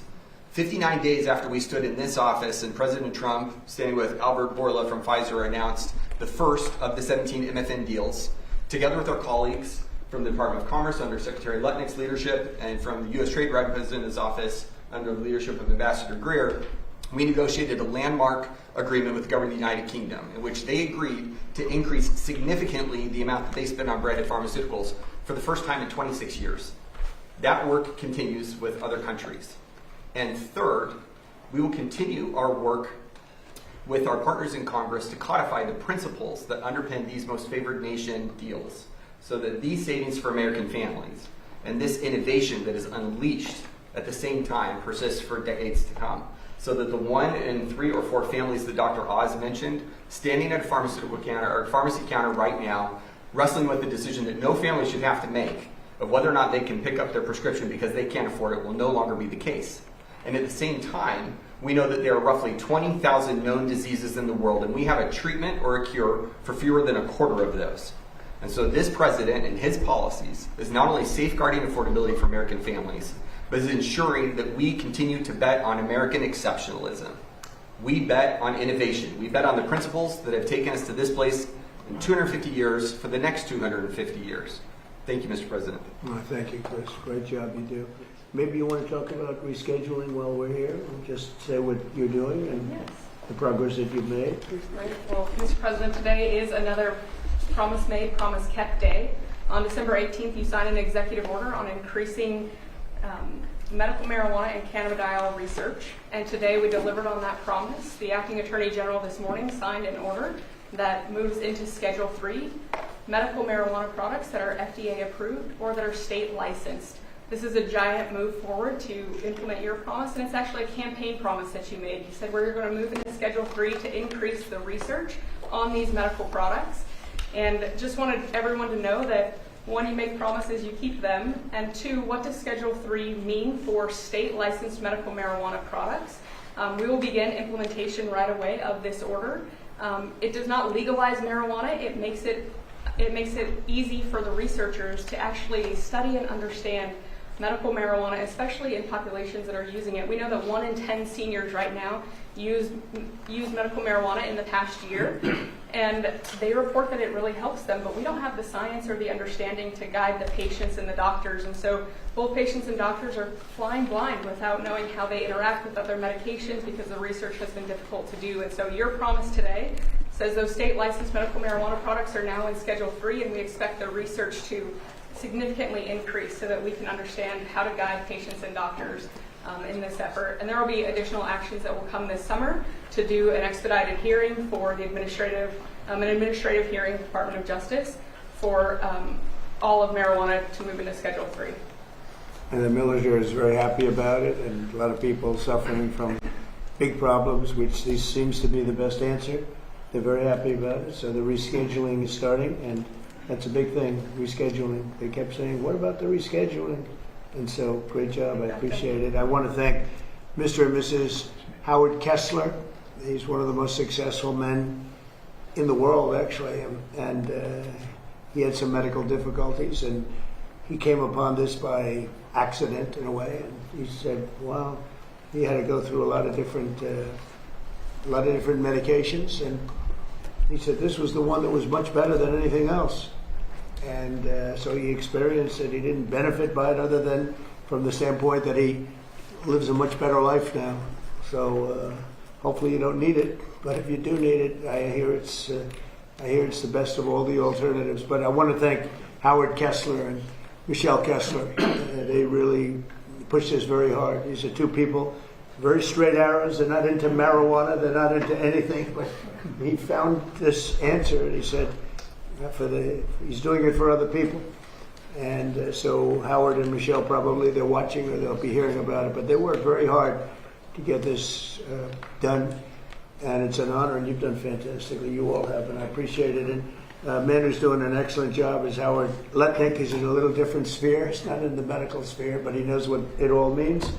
And from Commerce, he's the Secretary of Commerce. Howard, would you say a few words, please? Sure. So in partnership with Bobby Kennedy and Mehmet Oz and the whole team, when they do Most Favored Nation, we also ask the company to reshore and build their drugs here in America, because too many of our drugs, our key drugs for our health, are being made overseas. And in a conflict, we can't rely upon them. And I'm honored to say that our partners from Regeneron have agreed to reshore their production of pharmaceutical drugs, and this is exactly from your pharmaceutical tariffs. That's the point. So that means $448 billion of drug manufacturing is coming to America because of your tariffs, because of your pharmaceutical strategy, and we are proud to invite Regeneron to do this giant build in America, and all the rest of the pharmaceutical companies. They've committed to build in America because of your tariff policy and your strategy. And because of the tariffs, we have, it's been amazing actually, we have Eli Lilly and Pfizer and all of the companies. We had, I guess, 7 of them here at one time, which was interesting to see, but they actually got along with each other pretty well. They stood right behind me, the biggest companies in the world, and they're all building, Eli Lilly's building, I think, 5 major plants, which without tariffs they would have built none. I said, how many would you build without none? They were all making these products in other countries, a lot of other countries actually, not just China, but a lot of other countries. And I think by the time I leave office, they'll be mostly operating. They have an incentive to do them quickly, big incentive, like the tariffs go up if they don't. And remember, if they do them here, they don't have any tariffs to pay. It's an incredible incentive. And if they don't do them here, they have a very substantial tariff, so they get penalized. And it's bringing countries, not only drug companies, but car companies. AI is a different thing altogether, but even there, but the AI is, we're leading China in AI, we're leading everybody in AI. We're leading now in car companies. They're coming from Canada, they're coming from Mexico, Germany, Japan. They're pouring into our country because we're very smart. Should have been done long ago by other presidents. We were the car capital of the world 50 or 60 years ago, and then they just started taking them away. We were the chip capital of the world, and now, Intel. And now they're coming back. All the chip companies are coming back. You may say a word about that, Howard, real fast, because what we're doing with chips are incredible. And all we're doing is saying at the end of a year and a half, 2 years, if you don't have your chip company, you're going to pay a tremendous tariff to put chips into this country. And they are building, I think we'll have close to 50% of the chip market very soon. Right now we had nothing. We had virtually nothing. And they're coming in from Taiwan. They're coming in mostly from Taiwan because that's where chips are made, but mostly from South Korea, Taiwan, various other countries, but they're coming back to America. We're bringing them all back. It's a revolution. Nobody's ever seen what we've done. There's never been anything like what we've done. We have $18 trillion being invested. That's for 11 months. And the last administration had less than $1 trillion in 4 years. We have, in 11 months, over $18 trillion. Howard, do you want to talk just for a second about the chip market, because it's explosive? Sure. So you've got semiconductors, you've got leading edge logic, you've got high bandwidth memory, and you have foundational chips. And America had a couple of points, 3 or 4% market share, and we are, of course, the biggest demand. And the president gave the order, let's get these factories, these fabs built in America. And our expectation is we will have $1 trillion of these fabs. These are factories. This is not the hyperscalers buying chips. This is literally the making of the chips, right? We had Micron, $200 billion, TSMC, $165 billion. The list goes on and on. He negotiated a great deal with Taiwan. $500 billion coming to America. We'll have $1 trillion of semiconductors. That's part of his $18 trillion, but it's foundational for us to take care of ourselves. Well, thank you very much. Now, we'll go off subject for a minute, but I think it's very interesting, and I hope you go over and take a look because it's happening right now as we speak. But first, if you look outside, so we had flooring outside. We had slate, and it was coming to pieces. It's been there since the early 1940s. And it's a path to the Oval Office. It's a path to the West Wing, and it was terrible. It was broken, bad shape. The whole White House has been in bad shape. It's right now in better shape than it is. I think the day they built it, this is better right now. But we're putting magnificent new granite. It's called charcoal. It's black granite against the white, beautiful white walls.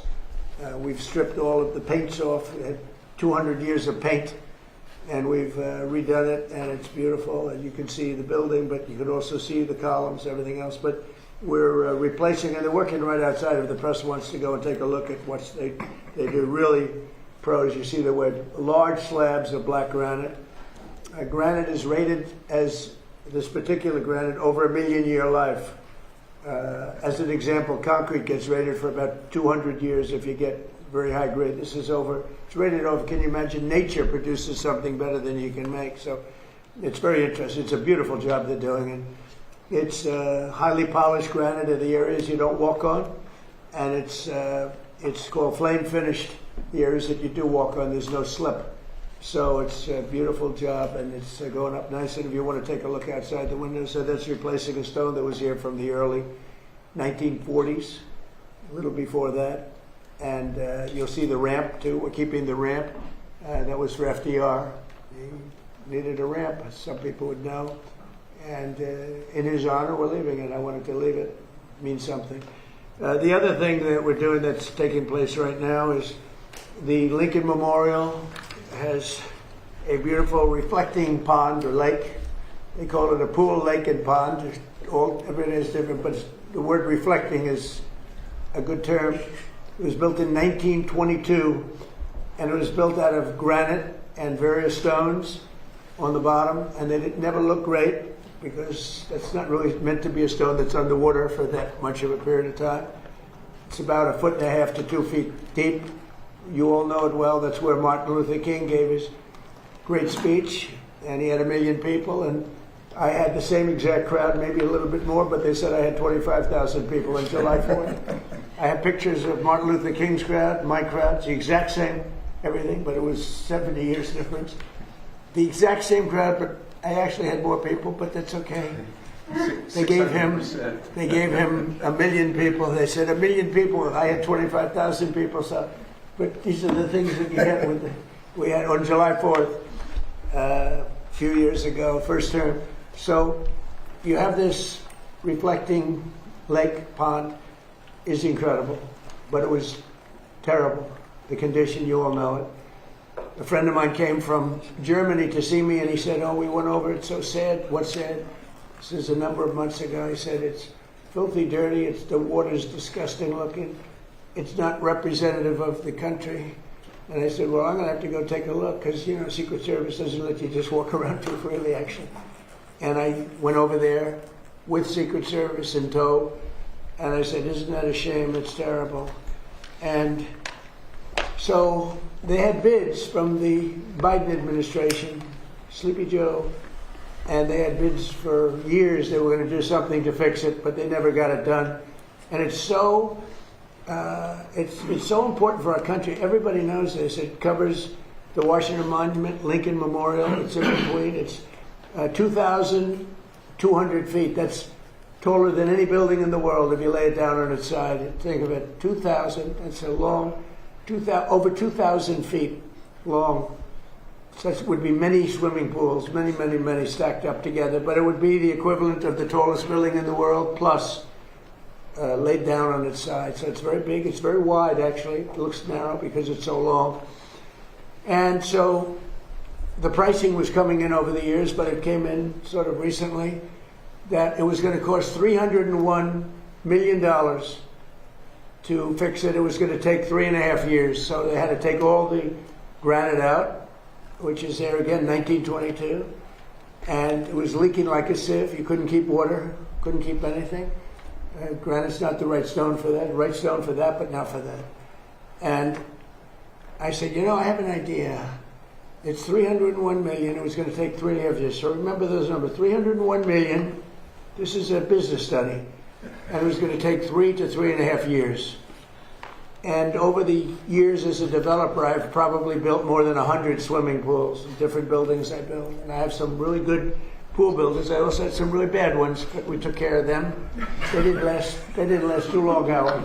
But I've had some really good ones, some very talented people. They're great people. I have such great respect for contractors that are good and such disdain for contractors that are bad.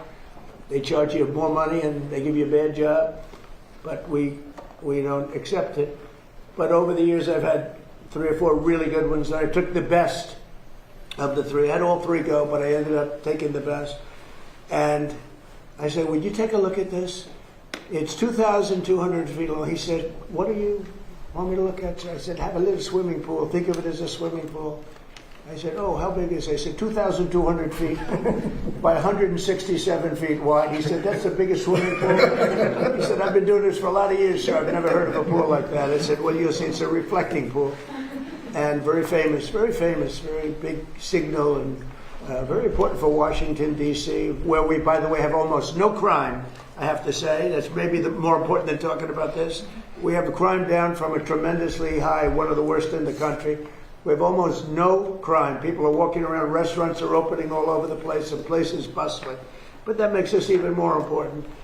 So instead of being a dirty, disgusting place where garbage was in it and everything else, and I want to give Doug Burgum incredible credit because he was involved, the Secretary of the Interior. He was involved right from the beginning. I called him, I said, "Doug, I'm getting a lot of complaints about the condition of this. What do you think?" And he went over, he studied it, and he came back with some ideas. But I said, you know, Doug, I have a guy who's unbelievable at doing swimming pools. Up the road, we have a club. We have an Olympic-sized swimming pool. He did it 20 years ago, and it's perfect to this day. So I asked him, I said, I have an idea. I'm going to send my contractor over and take a look. He looked at it. He called me up. He said, so we could do something on it. He said, it's perfect, actually. He said, it's really decaying and it's a terrible condition. But if you would, I'd like to work 2 weeks on cleaning it up, which is, if you see right here. I'd like to repoint and fix some of the joints. It won't matter because we're putting a substance over the top, but it's nice to have a nice surface. And he said, it'd take me 2 weeks. And if you don't mind, then I'd like to pour the latest and greatest filament or material, which is essentially a pool surface, but it's industrial grade pool. And he said, what color would you like, sir? I said, well, what about turquoise, like in the Bahamas? He said, well, this is Washington, sir. We can give you turquoise, but why don't you try, like, we have a color. It's called American flag blue. I said, that's the color I like. He talked me into it very easily. So he said, that's the color I like. So he came in, and remember, 3.5 years. You have to take all the granite out. Then you have to put all brand new granite in. Take years to do it. Over $300 million. Our job will take 1 week. It will cost about $1.5 million. And people said, wow. And here's the only difference, because somebody said, well, the difference is, the difference is this is much better. This will last 30, 40, 50 years. And if it didn't, you do it again quickly if you want. So it's being done now, and I think I think you'd find it really amazing to go take a look. So here it is. You see the trucks. He's got scrapers and all sorts of equipment to make the stone as good as possible without removing it. So we're using the existing surface, so we don't have to spend millions of dollars in demolition. And he said, much better to leave the stone than it is what's underneath. They're afraid to look. And so you see it's beautiful, clean, it's ready to be taken care of. Here's a sign that we put. And so Doug Burgum and myself are involved in that. But when you take a look at the surface, we have it in good shape. And they just started today putting down the material. It's a machine. It lays it very evenly, beautiful. It goes from one side to the other. It'll take about 3 days. And you're going to end up with a beautiful, beautiful reflecting pool, the way it's supposed to be. Much better than it ever was, actually. It'll stay clean. We even have robots that go in it, and they ride around the bottom, and they clean it like a swimming pool. But these are a much higher level. This is industrial grade, and it's really beautiful. So you're going to have a beautiful pool, and you'll have it for July 4th, long before July 4th. Instead of taking 3.5 years, we're taking a week. And instead of spending $301 million, we're spending less than $2 million. And I think it's a great business story, because there are many things like that that I see. I mean, not maybe to that extent, but there are many things like that I see. I often talk about the pen. This pen's better than the one that they used to give away for $2,000. I won't go on a long story about that, because a couple of people said, he kept talking about the pen. No, I gave you the whole history of it. Actually, many people found it interesting, and some people thought I was doing too much of a weave. But actually, with this pen, for $3, $5, $2, whatever the hell it costs, is better than the one for $1,000 to $2,000 that you used to hand away. So that's the short version of it. I like the short version better. But the long version is this one. So this is an amazing thing that's happening, and this is a big, big beautification. In addition to that, the sidewalk areas around it, which were done in granite, similar granite to that, actually not as nice as we have here, to be honest with you, but the people that did it weren't in the world of real estate like I am. But they have good granite, circling it, and we're going to repoint it, meaning we're going to caulk it up and repoint it, make it good. And we're going to also sandblast it. It'll be like brand new. So we're going to have, in another couple of weeks, we're going to have the most beautiful reflecting pool between the Washington Monument and the Lincoln Memorial that you've ever seen. and I hope the media can go over and maybe watch them do it, because I think it's very exciting. And so a fraction of the cost and a fraction of the time, and you get a better product than you could ever get the other way, and it'll be beautiful. And as he said, it will be American flag blue. Any questions, please? Yes, sir. Could you talk a little bit about why your Navy Secretary was fired yesterday, sir? He's a wonderful guy. He just put out a statement about him. He's a very good man. I really liked him, but he had some conflict with, not necessarily Pete, with some other. He's a hard charger, and he had some conflicts with some other people, mostly as to building and buying new ships. I'm very aggressive in the new shipbuilding, and somehow he just didn't get along with him. He's an excellent guy. I think he would have gotten along great with me. I didn't really deal with him too much, but he's I consider him to have done a very good job. I put out a nice statement about him. You got to get along, especially in the military. You got to get along, and some people liked him, some people didn't, and that's usually the truth about everything. But I found him to be a very good man, and I liked him a lot. On the war with Iran, how long are you willing to wait until you get a Well, don't rush me. Don't rush me, Jeff. Guys like you want to say, oh. So we were in Vietnam like for 18 years. We were in Iraq for many, many years. We were in for I don't like to say World War II because that was a biggie, but we were 4.5, almost 5 years in World War II. We were in the Korean War for 7 years. I've been doing this for 6 weeks, and their military is totally defeated. They're outside of the little wise guy ships. I call them the wise guy ships, the little boats that they have running around with guns in them. We'll take them out too when we see them. But their Navy is gone, their Air Force is gone, their anti-aircraft is gone, all of their anti-aircraft machinery is gone. Maybe they loaded up a little bit during the 2-week hiatus, but we'll knock that out in about 1 day if they did. We've done an amazing job. Their leaders are gone. Their leaders are all gone. Part of the problem is that, that's why I can't really answer your question. They have all new leadership and they're fighting like cats and dogs for who's going to control. Because we've created a real mess for them, but they've created a mess for the world over the last 47 years. They've killed a lot of our people. When you see a soldier, a young person, or now an older person, but a person without legs or without arms or with a face that got blown to pieces, most likely it was from Iran. It was Soleimani who I killed. Soleimani loved the roadside bomb. He was an evil genius. He was a brilliant general. Probably we wouldn't be as far advanced had I not taken him out. That was the beginning of it all. And then I ended the Obama horror show. The nuclear transaction that he made was horror. It gave him a road to the, what the deal that he did, the Iran nuclear deal, was so bad. It gave him a road to a nuclear weapon. And I will tell you, I deal with him. You cannot give Iran a nuclear weapon. This is all about a nuclear weapon. They cannot have the nuclear bomb, and they're not going to have the nuclear bomb. So we've taken out their military. We've hit about 75% of our targets. We stopped a little early because they wanted to have some peace. And we have a blockade that's 100% effective. And they're getting no business. And as you know, they're not doing well. Economically, financially, they're not doing any business because of the blockade. They want to make a deal. We have been speaking to them, but they don't even know who's leading the country. They're in turmoil. They're in turmoil. So we thought we'd give them a little chance to get some of their turmoil resolved. But, and I hope the fake news, people like you, I hope the fake news are going to be able to write about it accurately, because when you say, oh, they're fighting very well, they're not fighting well. They've been obliterated, Jeff, obliterated. 159 ships are in the Navy. You know how many ships are at the bottom of the sea, Jeff? 159.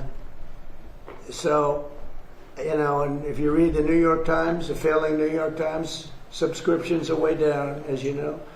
That's because people don't believe this stuff anymore. If you watch CNN, you'd think that they're doing well in the war. They're not doing well. They're getting absolutely decimated. Now, with all of that being said, we'll see what happens. They have a lot of, we have no pressure. It's only guys like you with a question like that about what's your time. We've been doing it for 5.5 weeks. But sir, it's actually 8 weeks that the U.S. now has been involved with Iran. You had initially said it would be 4 to 6 Well, weeks. I hope that, but I also took a little break. I gave them a break. And remember this, I want to make the best deal. I could make a deal right now. Do you know that if I left right now, we had a tremendous success. It would take them 20 years to rebuild, but I don't want to do that. I want to have it everlasting. I want to have it where they never have a chance to get it. I mean, the way you asked that question, yeah, I did say it. I thought it would take 4 to 6 weeks, and I was right. Because at the end of 6 weeks, at the end of 4 weeks, their military was decimated. So are you saying? But now what I'm doing, I can't tell you that. I don't want to put that kind of a timetable on it, but it'll go pretty quickly. And we'll have the strait opened up. Now, right now, we have it closed. We have total control of the strait. And the fact that it's closed, you know, they would have opened it up 3 days ago. They came to us and they said, we will agree to open the strait. And all my people were happy. Everybody was happy except me. I said, wait a minute, if we open the strait, that means they're going to make $500 million a day. I don't want them to make $500 million a day until they settle this thing. So I'm the one that kept it closed. We have total control of it. And it'll open when they make a deal or something else happens that's very positive. Well, what do you say to the American people who question how much longer this will take? Obviously, you know that they are having. You're such a disgrace. Did you hear what I just said? Vietnam. How many years was Vietnam? I understand, sir. How many years was Vietnam? Well, I did my. I took the country out militarily in the first 4 weeks. I took it out militarily. Now what we're doing is sitting back and seeing what deal. And if they don't want to make a deal, then I'll finish it up militarily with the other 25% of the targets. We've hit 78% of the targets that we've wanted to hit. We've knocked out their manufacturing. We've knocked out their missile production. We've knocked out their drone production. We've knocked out everything. In some cases, when I say knocked it out, 70, 80, 90%. It's amazing what we've done. So I've done that within that period of time that I mentioned, but I don't want to rush myself, you know, because every story says, oh, Trump is under time pressure. I'm not, no. You know who's under time pressure? They are. Because if they don't get their oil moving, their whole oil infrastructure is going to explode. You know what that means? Because they have no place to store it. And because they have no place to store it, if they have to stop it, something happens that only Len can explain. Something happens underground that essentially renders it in very poor shape, and you never recover fully. You can recover 50, 60%, but you can never have it like it is right now. And they have a matter of days before that event takes place. So I'm not under any pressure whatsoever. We've never had so much ammunition. Our ships are loaded. I call them locked and loaded. They're locked and loaded. They're ready to go. We have much higher quality equipment than we did when we first started the war. And or the military operation, whatever you want to call it. And they're coming to us. The problem they have is they are very disorganized right now. Well, now yesterday, and I was very pleased with this, 8 young women were going to be executed yesterday afternoon at 6 o'clock. And I asked them, call it a favor or call it just a moral request that they not be executed, and they came back with an answer that they won't be executed. They're going to release. It was protesting. 8 beautiful young women, very young women, and their pictures are in the paper, and it's been a story for a little while. And I saw that, and I said, let's see if we can save them. And it was very nice what happened. So they're not going to be. What they're doing is, as you know, they're releasing 4 of them very shortly, and they're going to keep 4 of them in jail for a period of 1 month and release them, so they won't be executed yet. So if you're asking for more time to sort out negotiations, I'm not asking you for more time. I'm not asking for them. No. But if you need more time, I'm not asking anybody for more time. If you need more time, does that mean Americans should anticipate spending more on gasoline for the foreseeable future? For a little while. And you know what they get for that? You know what they get for that? Iran without a nuclear weapon that's going to try and blow up one of our cities or blow up the entire Middle East. You want to see what shock would be? And I have to be honest, the stock market is at an all-time high right now. Right. I thought it would have been down 20, 25%. You wanted to drive prices down? Wait, can I finish my question? Sure. Wise guy. Stock market's at an all-time high right now. I projected, and I'm pretty good at this, that the stock market, Howard, would drop maybe 20%, 25%. And I understood that. And I said, hey, it's a bad thing, but I have to do what's right for the country, even the world. Because you can't have them, you cannot let them have a nuclear weapon. So the stock market, unlike what a lot of people were predicting, I thought they weren't necessarily wrong. The stock market today hit an all-time high. Hit an all-time high yesterday, the day before, and it's staying there. I thought oil would go up to maybe $200 a barrel, and oil is at a different number than anyone thought. In fact, this country is much lower because we have all the oil we can use. We're actually, ships are coming from all over the world to Texas, Louisiana, and Alaska. They're coming from all over the world to get oil from the United States, while this is closed, the Hormuz Strait. So if you look at what I said, I guess it was right, because I said I'd have it 4 to 6 weeks, and in 4 weeks we have totally defeated their military. So right now I don't want to rush it because you guys are, trying to make us look as bad as possible. I don't want to rush it. I want to take my time. We have plenty of time, and I want to get a great deal. I want to get a deal where our nation and the world is safe from lunatics with nuclear weapons. But sir, if it does go to 200, are you okay with that, sir? If oil goes to 200? I think that there's nothing worse than a nuclear weapon that takes out one of your cities, or 2 of your cities, or 3. I think there's nothing worse than a nuclear weapon that's going to destroy the Middle East, including Israel. I think there's nothing worse than Europe being under attack by people that have missiles now that reach Europe. As you know, they don't reach us, but they reach Europe. But they will reach us at some time, probably the not too distant future, unless we stop them now. I think there would be nothing worse than having nuclear holocaust in Europe, London, Paris, various places in Germany, all targeted. No, what I say is you can't let them have. I don't think it will happen, by the way. I really think we actually, it turns out that we are drill baby drill. And it turns out we're producing a lot of oil, and they're buying the oil. They're going to Alaska, they're going to Texas, Louisiana, and our guys have done a fantastic job. We're putting out right now more oil and gas than we ever have in the history of our country. And one other thing, there are more people employed today in the United States than ever in the history of our country. Mr. President, I have a question, sir. Is it true that your administration is considering sending 1,100 Afghans to the Democratic Republic of Congo? And if so, do you have a response to that? I don't know. I have to check that. Thank you, Mr. President. Breitbart News' Matt Boyle just published an interview with Greek Prime Minister Mitsotakis, in which the Prime Minister said that he's rooting for you to succeed in getting a deal with Iran. He also said he looks forward to hosting you in Greece later this year. Do you have any response? Nice. No, it's really nice. I mean, Greece has been very supportive, actually. Greece has been terrific. He's a terrific guy because he understands the importance of it. Oil goes up a little bit. I hate it. I was the one that had it down to $60 a barrel. And I looked at guys like Howard Lutnick. Howard, you remember it well. I said, well, we just hit an all-time high in the history of the market. Think of this. When we hit 50,000, I was told, everybody was told, when I won the election, November 5th, they said, well, during the 4-year period, it'll be impossible for the Dow to ever reach 50,000. It'll be impossible for the S&P to ever hit 7,000. Impossible. And you remember that, Howard, right? It was going to hit maybe 6, 7 years, 8 years, but I did it in my first year, hit 50,000. Now it's just about at 50,000, and S&P is higher than it was when we started. And S&P hit over 7,000, and that was before the year ended up 1 year. So I can only tell you this, it'll end. I don't think it'll be very long, by the way. They're delaying it because we don't know who to deal with. They are in, they know who the leader is in this country. We don't know who the leader is in Iran. Because remember, regime change. Khomeini is gone. He's gone to greener pastures. He's gone, and all of his team is gone. Then a second group came in, they're all gone.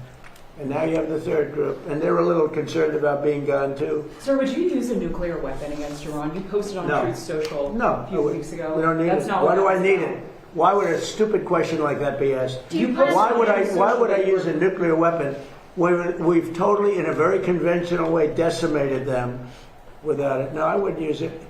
A nuclear weapon should never be allowed to be used by anybody. Have you given a timeline of when they could give which you a we're proposal? all very much looking forward to. Prince Harry today has said that he would like to see you do more to end the war in Ukraine. Do you think it's appropriate for a royal to make those comments ahead of the visit on Monday? Prince Harry? Yes, sir.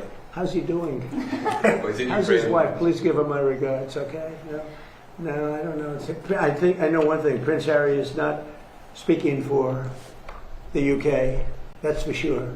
I think I'm speaking for the UK more than Prince Harry. But I appreciate his advice very much. Would you have Great invited them advice. to the dinner and to the state visit? Well, I look forward to the dinner. We're having King Charles come. He's a friend of mine.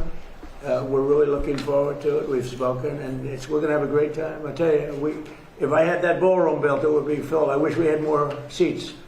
You know, they've wanted a new ballroom for 150 years. Now they're getting the best in the world. We're going to have the best in the world. But, you know, we have a room that's not big enough to handle what would be a big crowd. But we're going to have very great people that love the UK. I love the UK. I think they made a big mistake on energy. You should open up the North Sea in Aberdeen. You should open it up. And the other thing is they've made a big mistake on immigration. Okay. Sir, on Trump's direct, Please, what do you hope to learn from Janine Pirro's investigation into the Fed's renovation that you Say it did again. not? What do you hope to learn from the Janine Pirro's investigation into the Federal Reservation that you did not learn when you visited the site yourself last week? Well, look, you know, the Federal Reserve Building is a small building. They're going to be in there by the time it opens, in my opinion, for $4 billion. I built a hotel down the road for $201 million that I believe is bigger than the Federal Reserve Building. $201 million. And the ballroom, I'm going to have the ballroom from $300 to $400 million, depending on finishes, like marbles, the quality, the quality finishes. We'll go top of the line. But that's a much bigger project. When you look at the fact that they've taken this beautiful building and destroyed it, they've taken down the beautiful ceilings with eagles. They've taken down the walls that are 1.5 feet thick, masonry. You couldn't hear from office to office. They ripped it all down. They ripped down, because Kevin Warsh, who's terrific, said, gee, the saddest thing is they ripped down the nicest building in Washington for boardrooms and all. Did you know about that building? They ripped it down. It was beautiful. The boardroom building, it was beautiful, and they ripped it down. And probably because it cost so much to fix it. So I would have done that job for $25 million had money left over. It's going to cost more than, in my opinion, it's not going to open for a long time. You know, Kevin may not be able to have an office. I'm going to have to get him an office. Can you give him an office? Yes, space. Bobby, do you have some space over there, please? Yeah, we have a lot of space. But he has more than you think. But we're going to have Kevin sitting right next to you, Bobby. But it may not open for a long time. I looked at it the other day. It's a see-through. See-through, you know, that means the walls aren't even up yet. This is after years and years of construction. And somehow, you have to find out what went wrong. That a small building, I could have done it for $25 million that had money left over. It would have been beautiful. That a small building can cost $4 billion. It may never open. It may never open. And we have to get to that. On top of that, he's been terrible in interest rates because he should have lowered interest rates. That's why I call him Jerome Too Late. Too Late is his nickname. Jerome Too Late Powell. He likes me a lot. Thank you very much. Thank you, Fred. Thank you, Fred. Thank you, Fred. Thank you, Fred. Thank you, Fred. Have you been in contact? Thank you, press. Keep moving. Thank you, guys. Thank you, press. Keep moving. Thank you. Thank you, guys. Thank you, press. Keep moving. It came from Thank you, Italy. guys. From Italy. Keep moving. Italian granite. Well, it came from Italy. It was carved in Italy. It came from another location. You know where the location is? Africa. So you have African and Italian granite outside the Keep going, guys. Keep moving. Thank you. I'm just asking. Thank you, sir. guys. Keep Thank you, moving. everyone. Thank you. Keep going. Thank you, Mr. President. Thank you, guys. The president holding a health care affordability event at the White House before taking questions from the press. This live stream brought to you by mypillow.com/RSBN. The warehouse moving sale, as you see, saving up to 80% on a number of high quality products there. mypillow.com/RSBN. Speaking of Right Side, if you'd like to donate to the network, all you have to do is go to rsbnetwork.com/donate. As you see on the bottom of your screen there, rsbnetwork.com/donate. If you missed any of our coverage, we've been live for about almost 3 hours now. A lot of interviews, a lot of news of the day, of course, and just a number of stories that we've been talking about here within that 24/7 news cycle. Please go ahead and replay and watch some of that, still all fresh news of the day. And go ahead and send this link to as many friends and family as you'd like, as we are on the right side of history here in conservative media. I'm Matthew Alvarez. Thank you so much for watching. For all of us here at RSBN, we'll see you again soon.